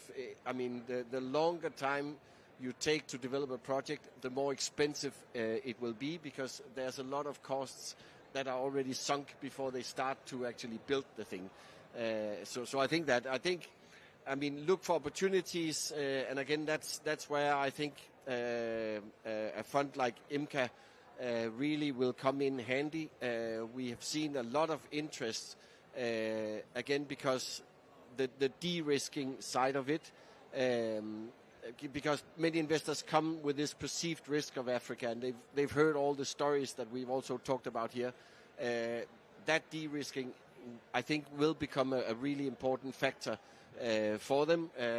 And again, they are able to persuade other investors to come on board when they can say, listen, we have this foundation to stand on before our capital is lost, actually. So I think that will be a really important factor moving forward. Okay. And also a thing in that is that because they have this foundation behind them, and that means also the Danish and the US government, when they then meet some of these challenges that they definitely will meet, they also know that there is a channel for a dialogue on some of these really important issues like regulation. Then the government of Denmark or the US or the other Nordic countries can actually step in, whoever's in the country, and open those doors and say, listen, we need to talk about this, because if this is not solved, the investment will not happen. I think that cannot be underestimated also. Okay. Thank you, Dr. Juncker. I would say private companies need to be honest about the ESG requirements, especially the E and S. We have cases where indeed they will sign off on all the job creation possibilities that will be there, the environmental protections they will do, and in a number of cases when they begin to operate, those are left on the side. And of course, our governments may not have the means to monitor regularly those aspects. I just want to emphasize that if we've signed off on ESG, the companies have a big role to play on the E&S. Governance is our role, but the environmental and social impacts are really their roles. Let me say this, that for both Power Africa and the Danish government, I really want to thank you. Over the last 6 months, we've been engaging with your teams, and they've really responded fast. We have already with Denmark, with the DEA, a mission was sent within a month and a half. We hosted that mission, they went back. We've been engaging in video calls, and now we've already identified the specific area where Denmark will intervene. The technologies are known, the skills are known, and they're in. Same with Power Africa. Thank you very much. Your team, Habib, literally has been driving from Guinea regularly, almost every other week, working closely with us. You're helping us, and what we've done, my role in government, is to really sequence these assistance. All of you are involved now in turning our utility around, which is a key part of this equation. The utilities have to be able to be viable. They have to sign the power purchase agreements. They have to collect. So Denmark and Power Africa are looking at loss reductions, in addition to a possibility with the World Bank now of privatizing part of the utility. So we really want to thank you. Your agencies moved very fast, and the dialogue is continuous. Even now, I have 3 emails from Denmark, so I have to react to right here. Thank you very much. I appreciate those perspectives. I guess the only other thing that I would add from my experience thinking about these companies, it seems like the companies that are most successful are the ones that really figure out the local culture, the local environment, the ones that, I mean, there's a couple of companies that we've been supporting in the EV space in Kenya, for example. They've been there for years and years. They know the local environment, they know the landscape, they work with locals, and they're able to adapt to those circumstances. I think some of these, if you see a foreign company come in and just sort of parachute in and try to run their business the way they've run it somewhere else, it's just a lot more risky. I think the other thing that these companies need to do is they need to be able to discern between real risk and perceived risk. And again, that gets back to the first point. Once they're on the ground, they get to understand the lay of the land. They can start to see what the real risks are as opposed to just the perceived risks. And so we're actually working a lot with U.S. companies to try and help them to get over the perceived risk hurdle so that they can just focus on the real risks and see the real opportunities. So, and I need to say, I think Sierra Leone is one of those examples of political will. To me, that's the core of all of this. If you find a government that has the political will to make this happen, to address industrial policy, to address regulatory barriers, to recognize the strength of the private sector, and to work with them effectively, like that's pure gold. And I think Sierra Leone is in that condition right now. I think we're finding a very conducive environment there. The private sector is excited. I think everyone's excited, and I think you're really just a great example of that across the continent right now. So thank you for your leadership in that space. We'll continue to do our best. I want to go back to your point about understanding the market. I think sometimes Western companies have to be patient. Patient capital matters. Your other competitors are patient. But one of the good companies, I've seen what Dow has tried to do with pineapple production now in Sierra Leone. They were patient. They believe now that maybe they can get yields that could match Costa Rica. But it took time. It took time to get there. Took time to understand our labor laws and our traditional labor practices, which they are improving considerably. We've seen another UK company come in on the forest side, growing light poles, trees that will be cut into light poles. Now they're diversifying. I think also finding local partners is important. Good local partners that you can collaborate with. We have a company that was mainly in the importation of foodstuff. They started experimenting with 7 acres of onions. Now they got a loan from IFC to do 200 acres of onions. And that only happened because of the shortages 3-4 years ago with the shortages of onions in markets. And they're partnering with the foreign companies. So I'll say some patience is needed. All the reports show that the returns in Africa are very high. We're the next frontier in this green transition. So being patient and coming in matters. MTN from South Africa had to be patient in Nigeria. It's their biggest, most profitable market today. So patience matters as well. Yeah. These quick quarterly reports may not work in this green transition. Right. Well, thank you for that. I think our time is up. But we're excited to be partnering on IMCA and this new green value chain window. We look forward to great things, and we look forward to working with great partners like Sierra Leone going forward. So thank you, everyone, for coming today, and hope you have a great day. Thank you very much.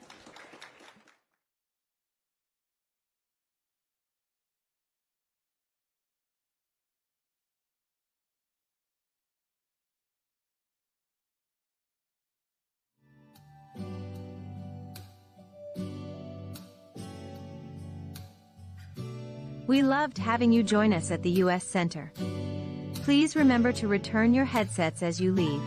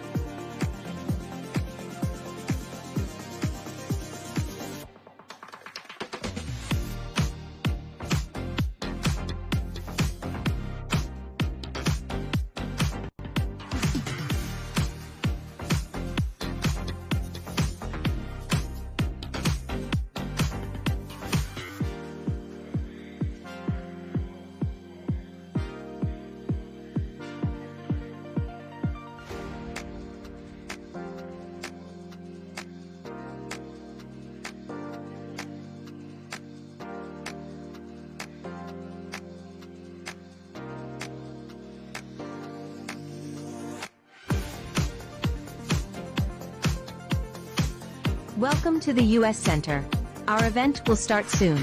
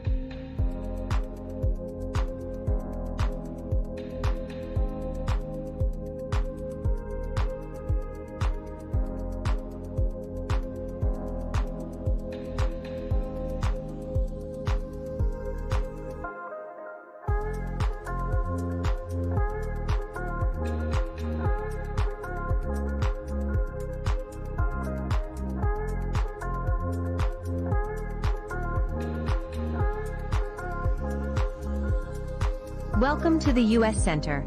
Our event will start soon. To adjust the sound on your headsets, use the volume rocker on the side near the power button.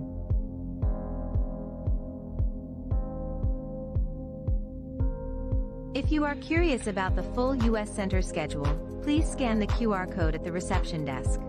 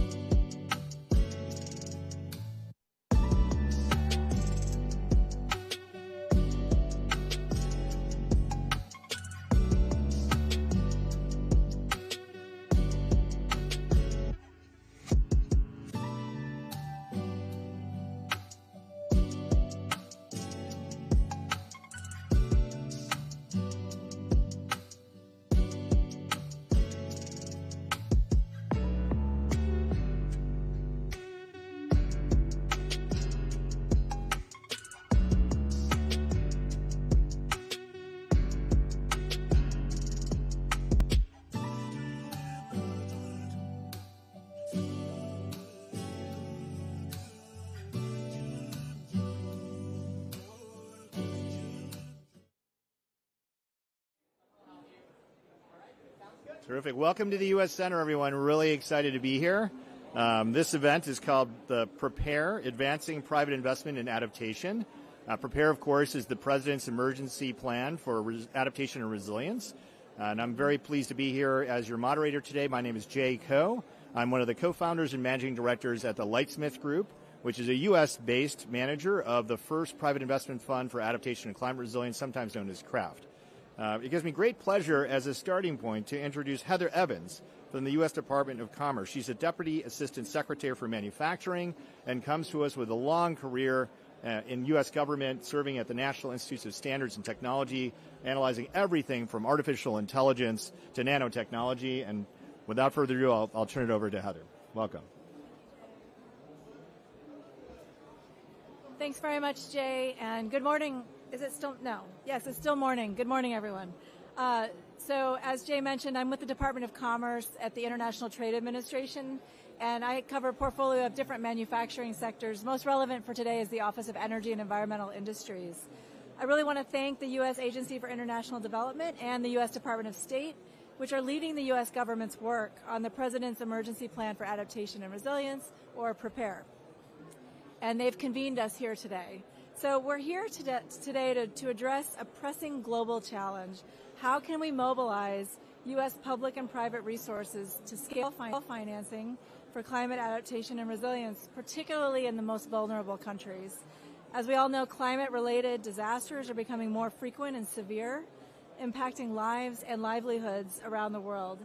In just 3 days this past September, Storm Boris unleashed unprecedented rainfall across Central Europe, leading to devastating floods that affected countless communities and sadly resulted in the loss of lives. The stark reality that we're in today underscores the urgent need for increased investment in climate adaptation solutions, especially for those communities that bear the brunt of these changes. So I wanted to say a little bit about ITA's engagement on climate adaptation and PREPARE specifically. So at the International Trade Administration, we're committed to supporting U.S. exports of climate adaptation technologies. Expanding access to these solutions in vulnerable countries is not just beneficial, it's essential. By equipping these nations with high-quality U.S. technologies and services, we empower them to better withstand climate risks and recover from natural disasters. So to further this mission, ITA is collaborating with the 19 federal agencies that are part of PREPARE. This initiative is so pivotal in helping us promote U.S. exports and fostering the right partnerships that are going to be necessary so that we can really enhance the adaptation capacity of some of the world's communities. So through PREPARE, we're improving climate information services and early warning systems in 80 low-income countries that are currently lacking access to critical data. This effort's not just about access to information, it's about saving lives and preserving economies. So the U.S. government also is not doing this alone. We've seen tremendous engagement from the private sector, which has mobilized over $3 billion from at least 39 companies dedicated to investing in adaptation and resilience across 42 countries. And this collaborative effort is really a testament to the shared commitment we have towards global resilience. ITA, from where we sit, we're taking concrete steps to facilitate trade and climate adaptation solutions. So we have been supporting trade events at major gatherings, such as the Disaster Expo in Miami and Los Angeles. We host virtual showcases for our global counterparts to show off and hopefully make people more aware of U.S. innovative technologies. And these initiatives aim to connect those U.S. exporters with opportunities, again, around the world, especially in vulnerable regions. Just wanted to say that looking ahead just to next week, we're going to have part of my team will be leading a global diversity export initiative trade mission to the Caribbean. That mission is going to spotlight opportunities for U.S. companies, again, to deliver those vital climate solutions.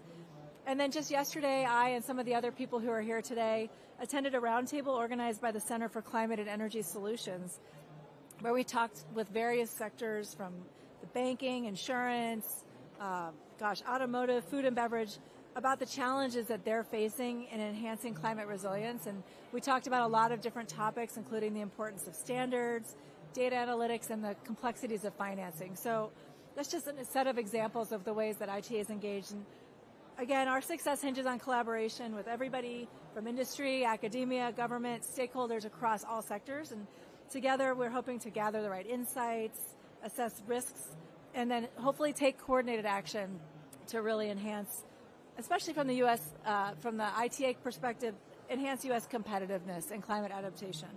So we're really dedicated to the work we're doing to deploying U.S. solutions and trying to make that possible. And thanks again for the opportunity to be here today. Looking really forward to the discussions that we'll hear on the rest of the panel. So with that, I'm going to turn it back to Jay. Thank you. Thank you very much, Heather. Really appreciate that perspective, especially the focus not just on the humanitarian challenge that we face right now. We've seen floods on every single continent of the earth, substantial loss of life this year, and unfortunately, although this is probably the hottest year on record so far, it's probably the coldest year we may face for the rest of our lives. So the challenge is accelerating, but in addition to that substantial challenge in humanitarian set of issues, as Heather mentioned, there is a substantial opportunity for investors, entrepreneurs, and so on. And the call to action that's part of the PREPARE strategy really is sort of focused on how those different sets of stakeholders in the private sector can join hands with the public sector and move forward. So it gives me great pleasure to introduce the panel of discussants here for this discussion on advancing private investment adaptation.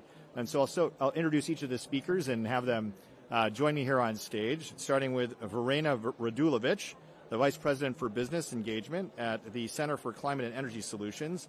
Verena comes from a background including overseeing the Business Environment Leadership Council and a long-standing amount of expertise in the environmental area at the EPA. Leslie Ndlovu, the Chief Executive Officer for African Risk Capacity, will also be joining us, giving the perspective on the insurance side of things as well. He's the former CEO of AXA Africa Specialty Risks, which is a Lloyd's syndicate, and also has a background in one of my alma maters at Oxford, as well as NCN. So welcome to give the perspective on the insurance side of things. And we'll be joined in a moment, I think, by Andrew Johnstone, who is the Chief Executive Officer for Climate Fund Management. We'll get started with this conversation to begin with these panelists as well. So I'll be moving over there and starting with our conversation with Verena. One sec.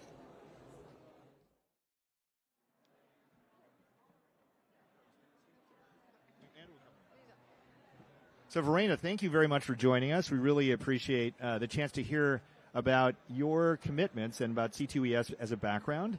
I think as the 40th entity that is answering the Prepare call to action. So Verena, can you tell us what C2S is doing about this and the importance that you see in adaptation and private sector engagement?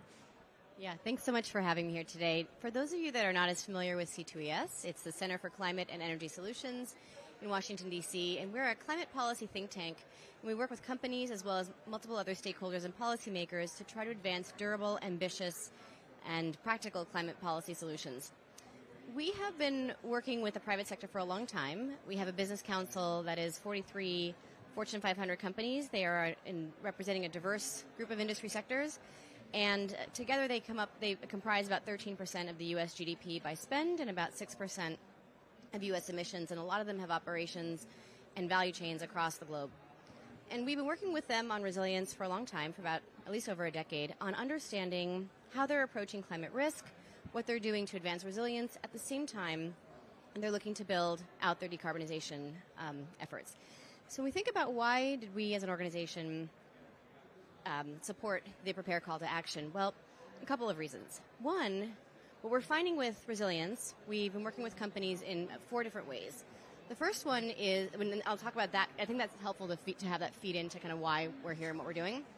But the first one is, we work with companies over the last year, as well as multiple other stakeholders, about 70 of them, to develop principles for corporate action. What does leadership look like as a foundation, as a guiding principle, if you will, on what we expect companies to do?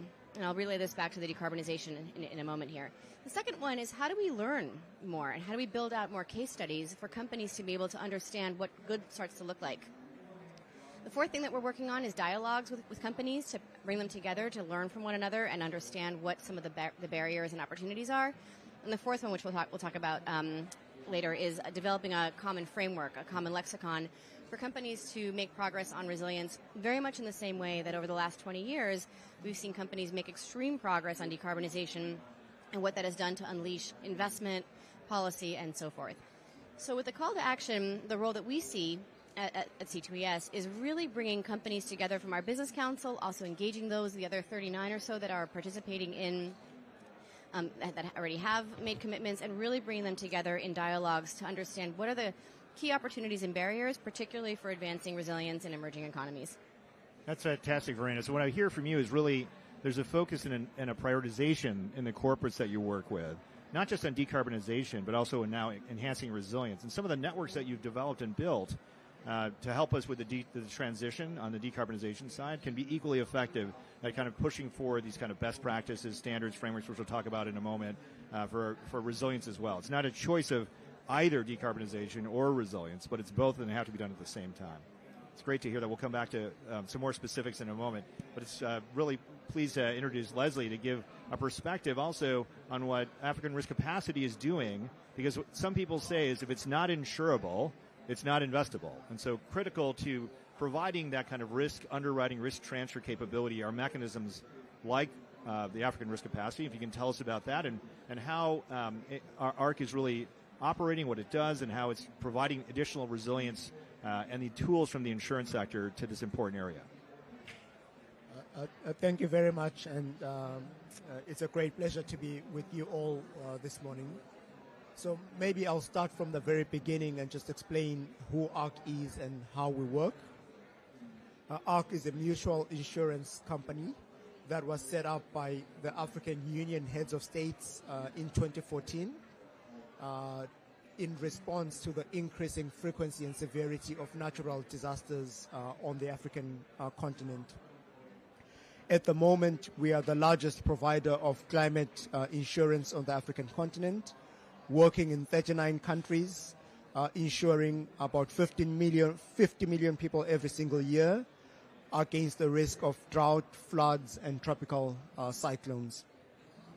We are structured as a mutual insurance company where African countries are members of the mutual, as well as international development financial institutions. We currently have an 85% market share in Africa for covering climate risks, so we are really a critical player in making African communities a lot more resilient.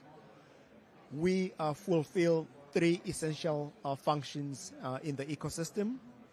The first one, if you think about it, is a traditional role of the insurance industry, where we are transferring climate risk from the most vulnerable communities onto our balance sheet and then via reinsurance into the global markets, meaning that when there is an event happening, the funding for the cost of that event doesn't just come from the local communities, but it also comes from the global reinsurance markets. You were mentioning earlier, Jay, about the importance of crowding in the private sector funding.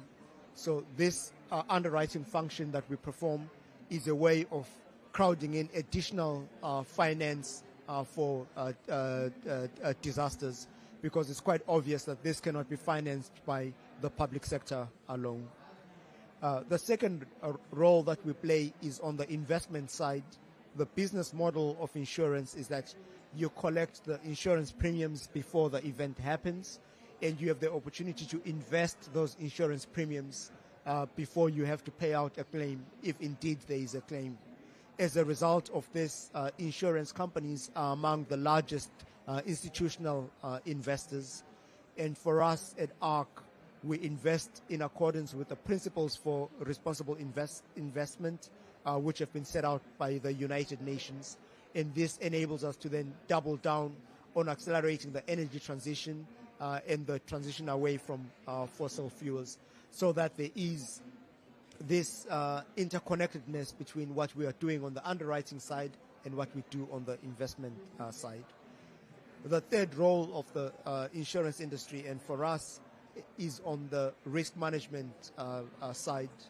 As a result of the work that we are doing, we collect a lot of data in terms of droughts, in terms of flooding, and we make this data available to the countries so they can then use this objective data as a basis for channeling adaptation investments to make them the communities more resilient, because there is a direct link that the more you invest in adaptation, the less exposed you are to the impact of extreme events, and which means the lower then your insurance premiums become.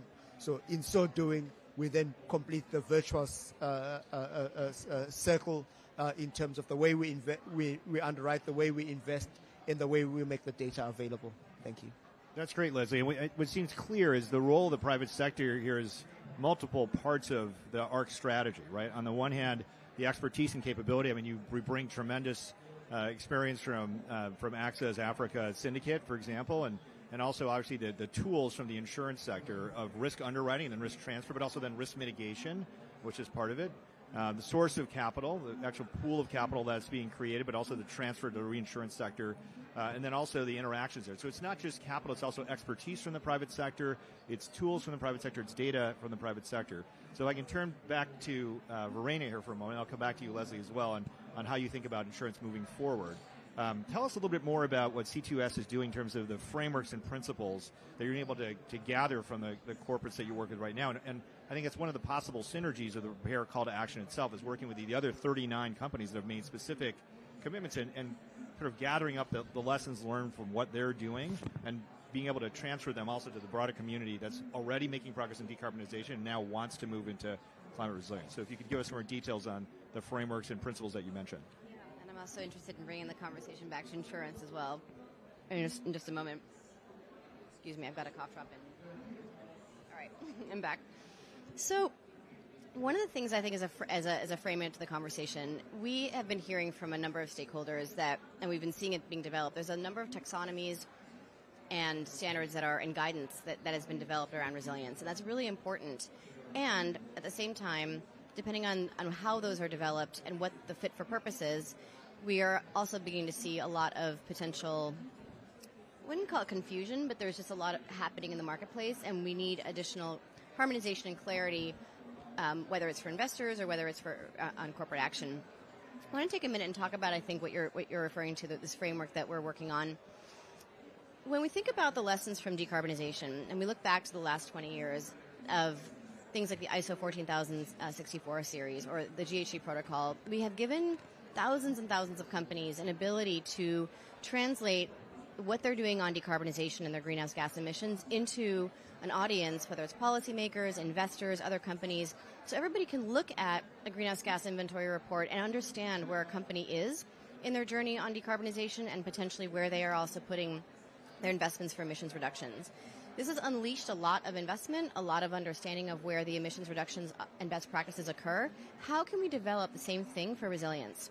So that if we do that, one, we can have greater comparability across industry sectors for what is expected in terms of developing resilience and adaptation, understanding that this goes into another layer of complexity than, from emissions reductions, because it isn't just what companies are doing for their own operations.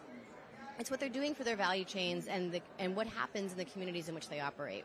Companies are only as resilient as the communities in which they are operating. And so there's a real connection and I think an interest in companies making sure that the areas where they have a footprint, it's beyond their four walls, that they are able to contribute positively. The last thing we want to see is a company divest from an area or part of their supply chains, particularly in vulnerable communities in the world, because there aren't those adaptation measures in place. So the idea behind coalescing a framework, and I say coalescing because there's a lot of great work that's been done. How do we bring that together so that companies are able to use that across sectors? There's a lot of globally, there's a growing movement to have climate disclosure. We see this in the EU CSRD. We see this in other countries as well. We did have it in the United States. We'll see if that remains. But companies are facing pressure from their investors and regulators to disclose what they're doing on climate.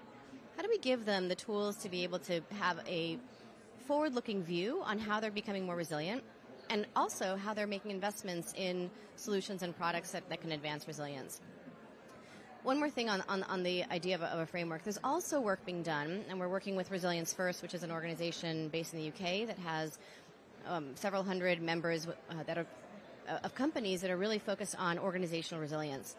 As we look at what's happened in the last couple of years, whether it's COVID, whether it's global conflict, we've seen the very real disruption of supply chains. We see the effects in a number of different ways. And one of the things that one very large semiconductor company once said to me is, right after COVID started, they said, this is just the dress rehearsal. Climate is actually the game changer, and we're going to see the effects for a long time. So there's also an opportunity to fold in climate resilience into broader organizational resilience measures that are out there. There's an ISO standard that is currently being developed under the British Standards Institute is leading on that, on organizational resilience. How do we fold in climate resilience so that we can better signal to investors where to accelerate progress? And where we can also create a race to the top in having companies be able to see investing in climate resilience as a mark of climate leadership beyond only doing it decarbonization. I think to your point earlier, how do we do both? How do we find solutions that really enable both? Well, it's great to hear that. I think maybe one of the hallmarks of what you're saying is a little bit about data, right? How do you actually get together an idea of what the good practices are, the best practices are among the community of companies that are actually trying to improve their own resilience? Maybe there's also an analogy to like Scope 2, Scope 3 emissions, and you're looking at the resiliency of your supply chain, things that are maybe not necessarily directly in your control, and a way to have incentives for people to actually increase that resilience rather than divest from different regions. And there's maybe potential for crossover. You talk about the data that's being generated by things like the insurance sector, by folks in ARC and other places. Can you talk a little bit about how you think that data can be transmitted, or innovations you're seeing in the insurance sector that can really help inform this discussion about how corporates can increase the resilience of their own operations and their supply chain and the communities around them? So maybe just building on the de-risking point, and I would like to just cite maybe 2 examples just to illustrate the point. So in Burkina Faso, we've got an insurance program with L'Oreal that targets the farmers for shea butter, karité. And the idea is that if there is a drought or any other climate event that disrupts the growing of shea butter, then that's going to have a knock-on impact on the operations of L'Oreal. So we've then created an insurance program particularly targeted at that sector to make the supply chain a lot more resilient. And it's an example of how then insurance can then de-risk the supply chain even for large corporates. Unfortunately, this approach is not yet mainstreamed, but what we would like to see is just a lot more companies relying on that. Then the second example to share with you is on the access to finance side. We this year concluded a deal with the West African Development Bank, BOWAD, that is lending into the agricultural sector in 7 countries in West Africa, and we've designed a portfolio level cover. So no matter how good your credit scoring has been, if there is a drought, then all the farmers that have borrowed are going to default, not because they are not creditworthy, but because of an external shock. As an insurance company, we specialize in underwriting climate-related risk. The bank specializes in underwriting credit risks. So in the loan program, there is in fact the 2 risks that are sitting side by side. So we agreed to then split the risk. We underwrite the risk that we are familiar with and we know, and they underwrite the risk that they are familiar with. And this approach then allows the bank to be a lot more comfortable in lending into the agricultural sector, but also increasing the amount that they lend into the sector. And as a result of that, farmers get access to finance that they wouldn't be otherwise able to access. And this is again another practical example of how we can utilize insurance to improve the access to finance and to de-risk lending. So again, right, it's just one successful transaction that we've done, and what we would like to see is all of this being mainstreamed and scaled up. There are currently, I think, 2 barriers to scale that I see. The first one is a knowledge barrier in the sense that not everyone, I think, knows or clearly understands the potential for insurance to de-risk whatever investments they have in mind. The second one is a funding related one. And on the funding related one, there are maybe 3 interrelated aspects. The first one is on just the work that goes into preparing an insurance program. The African insurance market is underdeveloped, so you cannot just show up on day one with an insurance contract for the parties to sign. There is a lot of work that goes into developing the product, making sure that everybody understands how it works, and all that preparatory work has to be done even before you've collected a single dollar of premium. And we're actually happy to that we work with the Prepare program to at least front load some of those preparation costs. Then secondly, once the insurance program is ready to be launched, not all the participants can fully afford the insurance premiums, or even if they can afford, they are skeptical whether the product really works. So you need to lower the cost of entry before they can be convinced to purchase. And what we find is that after they have a claim or two paid, then it's really crystallized in their mind the value and the importance of the product. And then the final point on funding is around the capitalization. The amount of risk that you can underwrite as an insurance company is a function of how much capital you have. So then we then raise capital to allow us to underwrite the risk, and we raise capital from many different players. I see the Netherlands is here, so the Netherlands is one of our partners on the capital side, as well as KfW from Germany, FCDO from the UK, SDC from Switzerland, alongside then the African countries that are members of ARC. Raising capital in this way, which is all concessional capital, also allows us to keep our prices low because there is no profit component to our pricing. And if prices are low, then a lot more people can afford the product. Thank you. So scaling is a question of all three of these things, right? There's a knowledge element, but obviously resources to prepare the strategy, resources to get people to adopt the strategy, and then the overall capitalization. We're talking a lot about the quantitative goals here. I think insurance has come into much more of the conversation. So sort of thinking through that and how that practically can affect some of the corporates that you're working with, I think is a really interesting synergy. Verena, you have a comment about how these things practically interact, because it sounds like some of the supply chain questions that your corporates are asking have applications, and there might be data that could be shared back and forth between what ARC is seeing and what you guys are working with on the corporate side.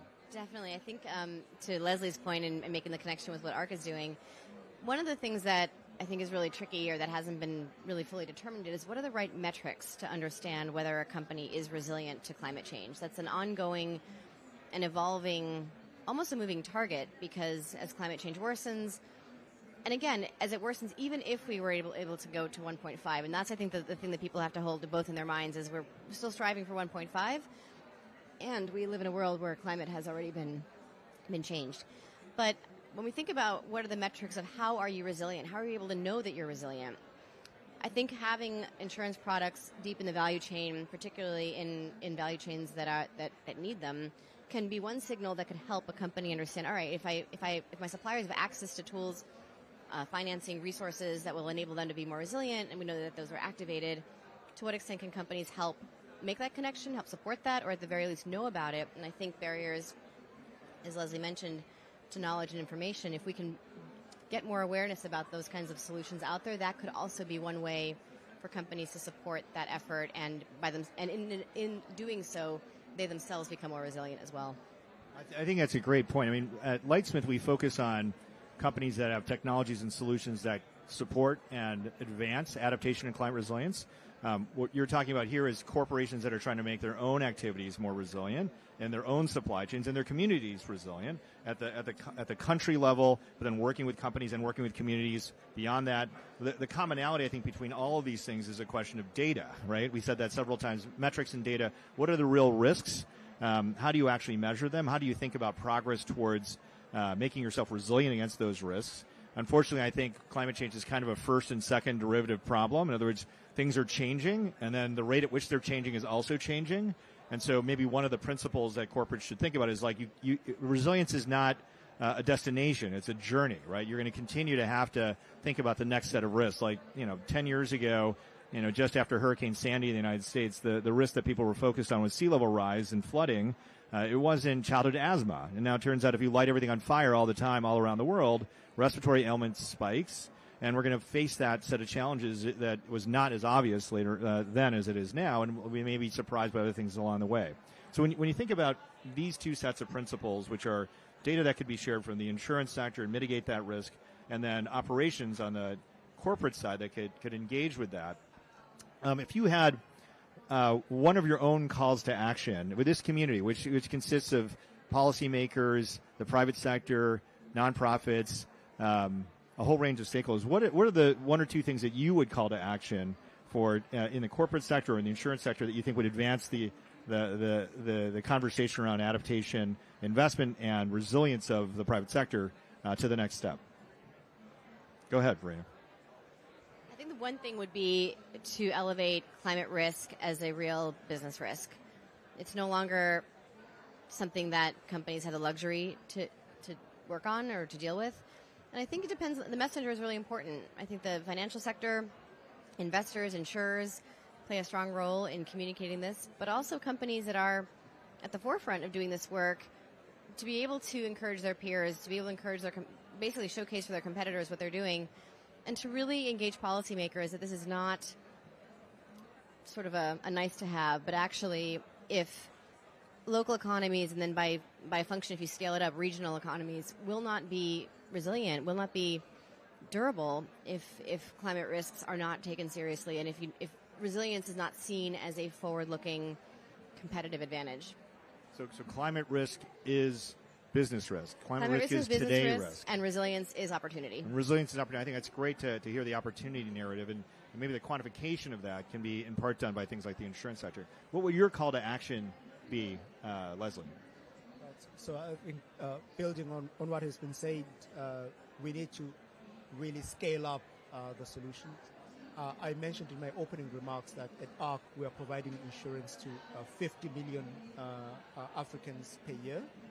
However, there are 700 million Africans whose lives and livelihoods are at risk as a result of climate change. So for us, the critical thing to solve is how do we move from 50 million to 700 million. And because we have a solution, we know it works, we're able to underwrite the risk, understand the risk, transfer it to the global markets. So now how do we make this tool accessible and available to everyone? So scale. It's a question of scale. How do you actually take what we have the architecture to do and then just scale it up dramatically because it's working right now? Rapidly. Rapidly We don't scale. want to be talking about scaling up 10 COPs from now. I 100% agree with you. As Sean Kidney often says, tempo, tempo, tempo. It's not just the number; it's the speed that you get to the number with is a really important thing. I'm gonna surprise you with a little bit of a speed round. So I want you to give me two numbers on a scale of 1 to 10.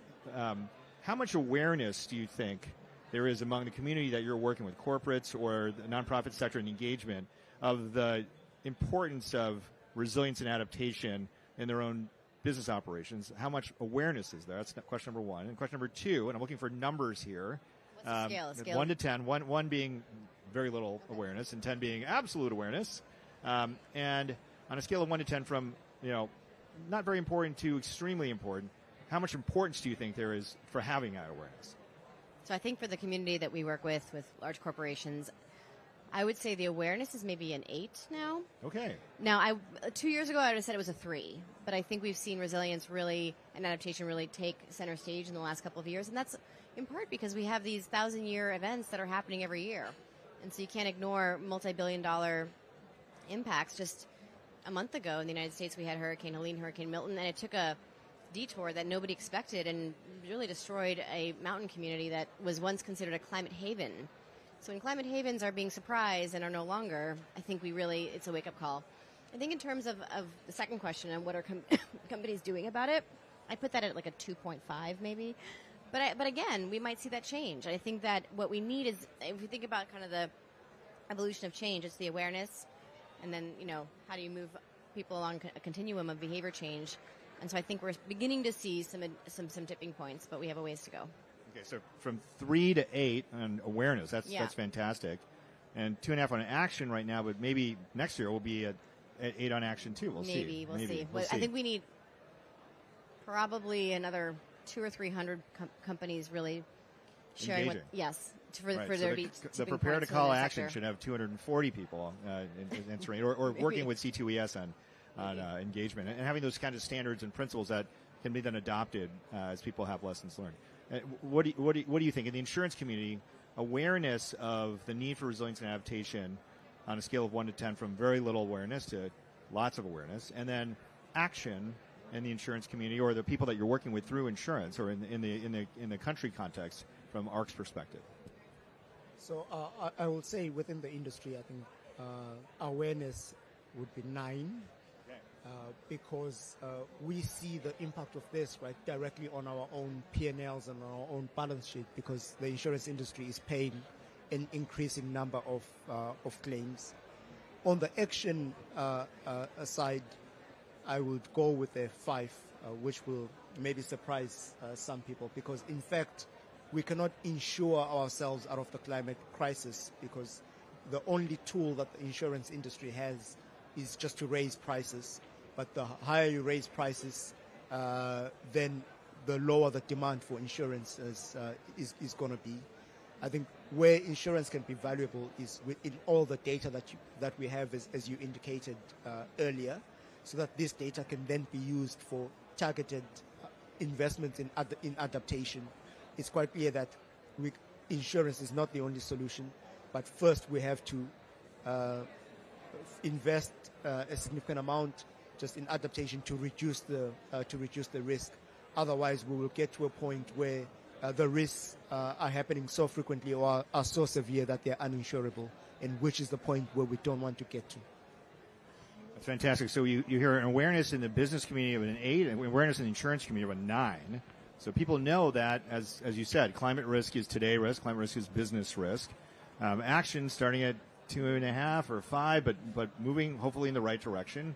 Maybe for your last comment, can you say one thing about how the Prepare call to action has either encouraged or engaged the communities that you work with in response to the President's emergency plan for adaptation and resilience? So maybe I'll start. So on our side, I think Prepare has been a game changer for us. It's enabled us to target, 3 specific areas in the insurance that we provide. We've been able to make insurance more available to the communities that need it. We've made the products more accessible, because what we do is parametric insurance, which runs off very complicated models. So you have to translate what we are doing from science speak to everyday speak, just to make the products accessible to the clients. And then also it has made the products more affordable, because insurance is a business of scale. As you add more clients, the cost of administration also decreases. And since there are financially minded people in the audience, in terms of the capital asset pricing model, the more diversified your portfolio is, then the lower the cost of capital is going to be. And since we are a non-profit mutual, all the benefits that we get from scale directly translate into lower premiums, making the product even more affordable for the people that need it. And in this regard, Prepare has been really instrumental in enabling this, and we look forward to it being continued in the new administration. Thank you. Thank you so much. It's great to hear that example and the acceleration that you've seen. Verena, your perspective on how Prepare has engaged the community that you work with?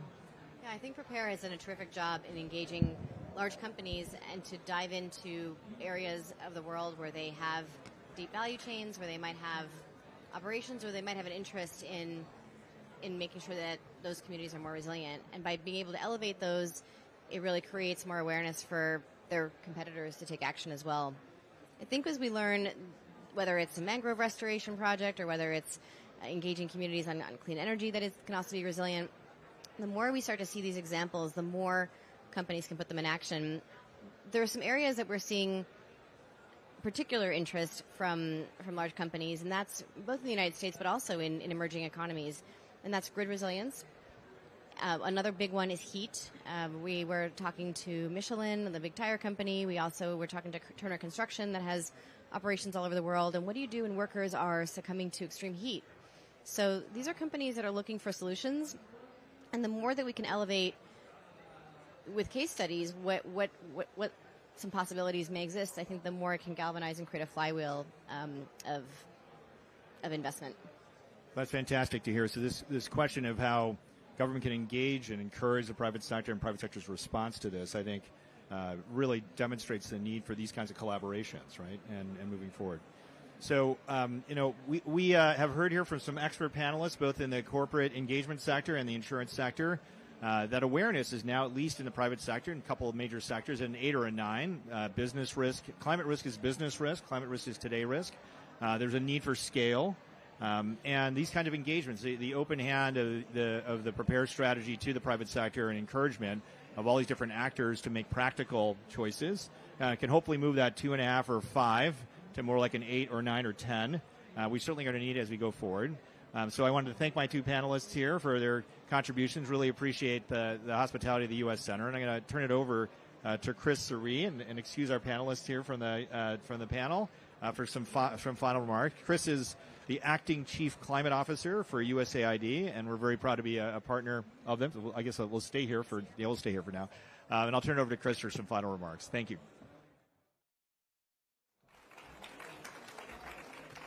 Thank you, Jay, so much for the introduction. And I really want to thank Verena and Leslie for this incredible panel. I think one of the big take-homes that's going to stay with me is that resiliency isn't an outcome. It's a journey, and we need to really think about that.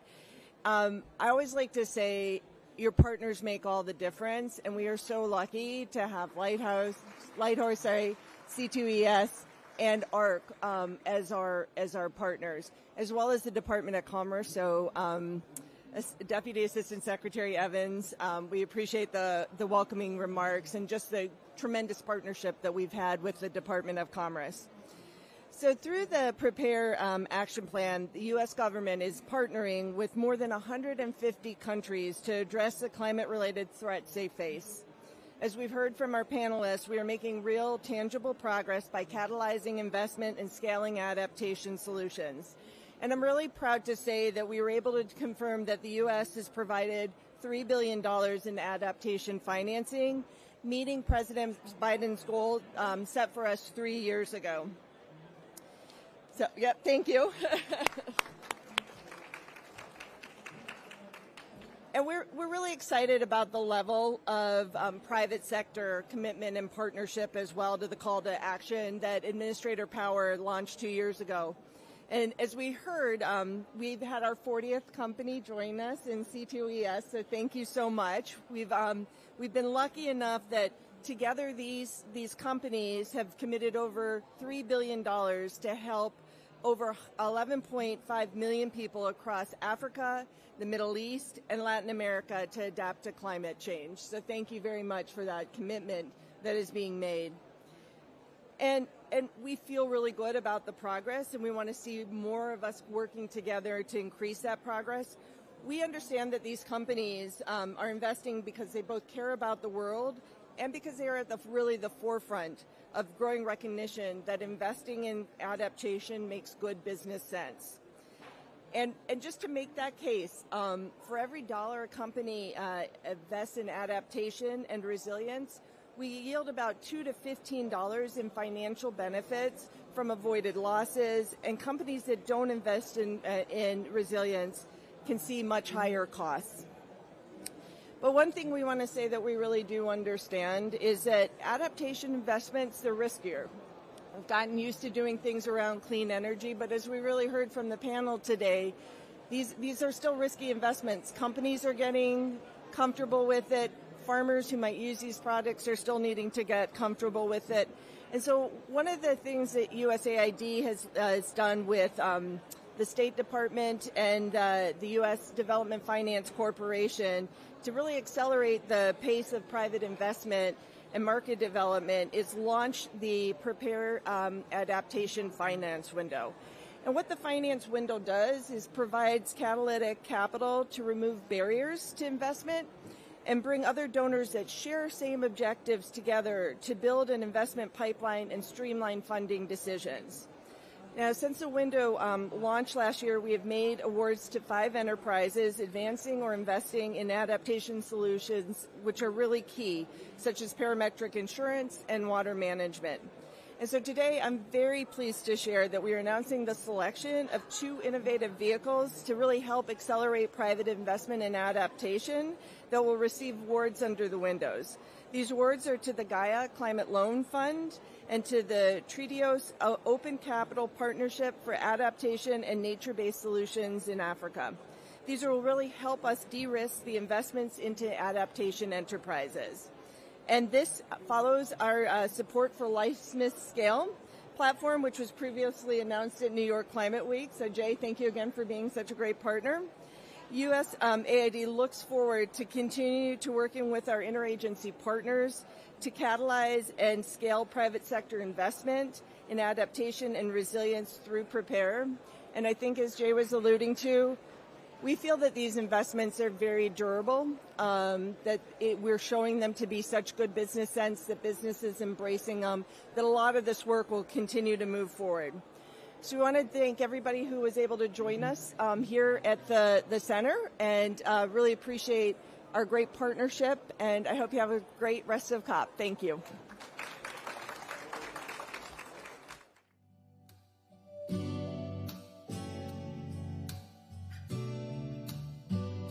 We loved having you join us at the U.S. Center. Please remember to return your headsets as you leave.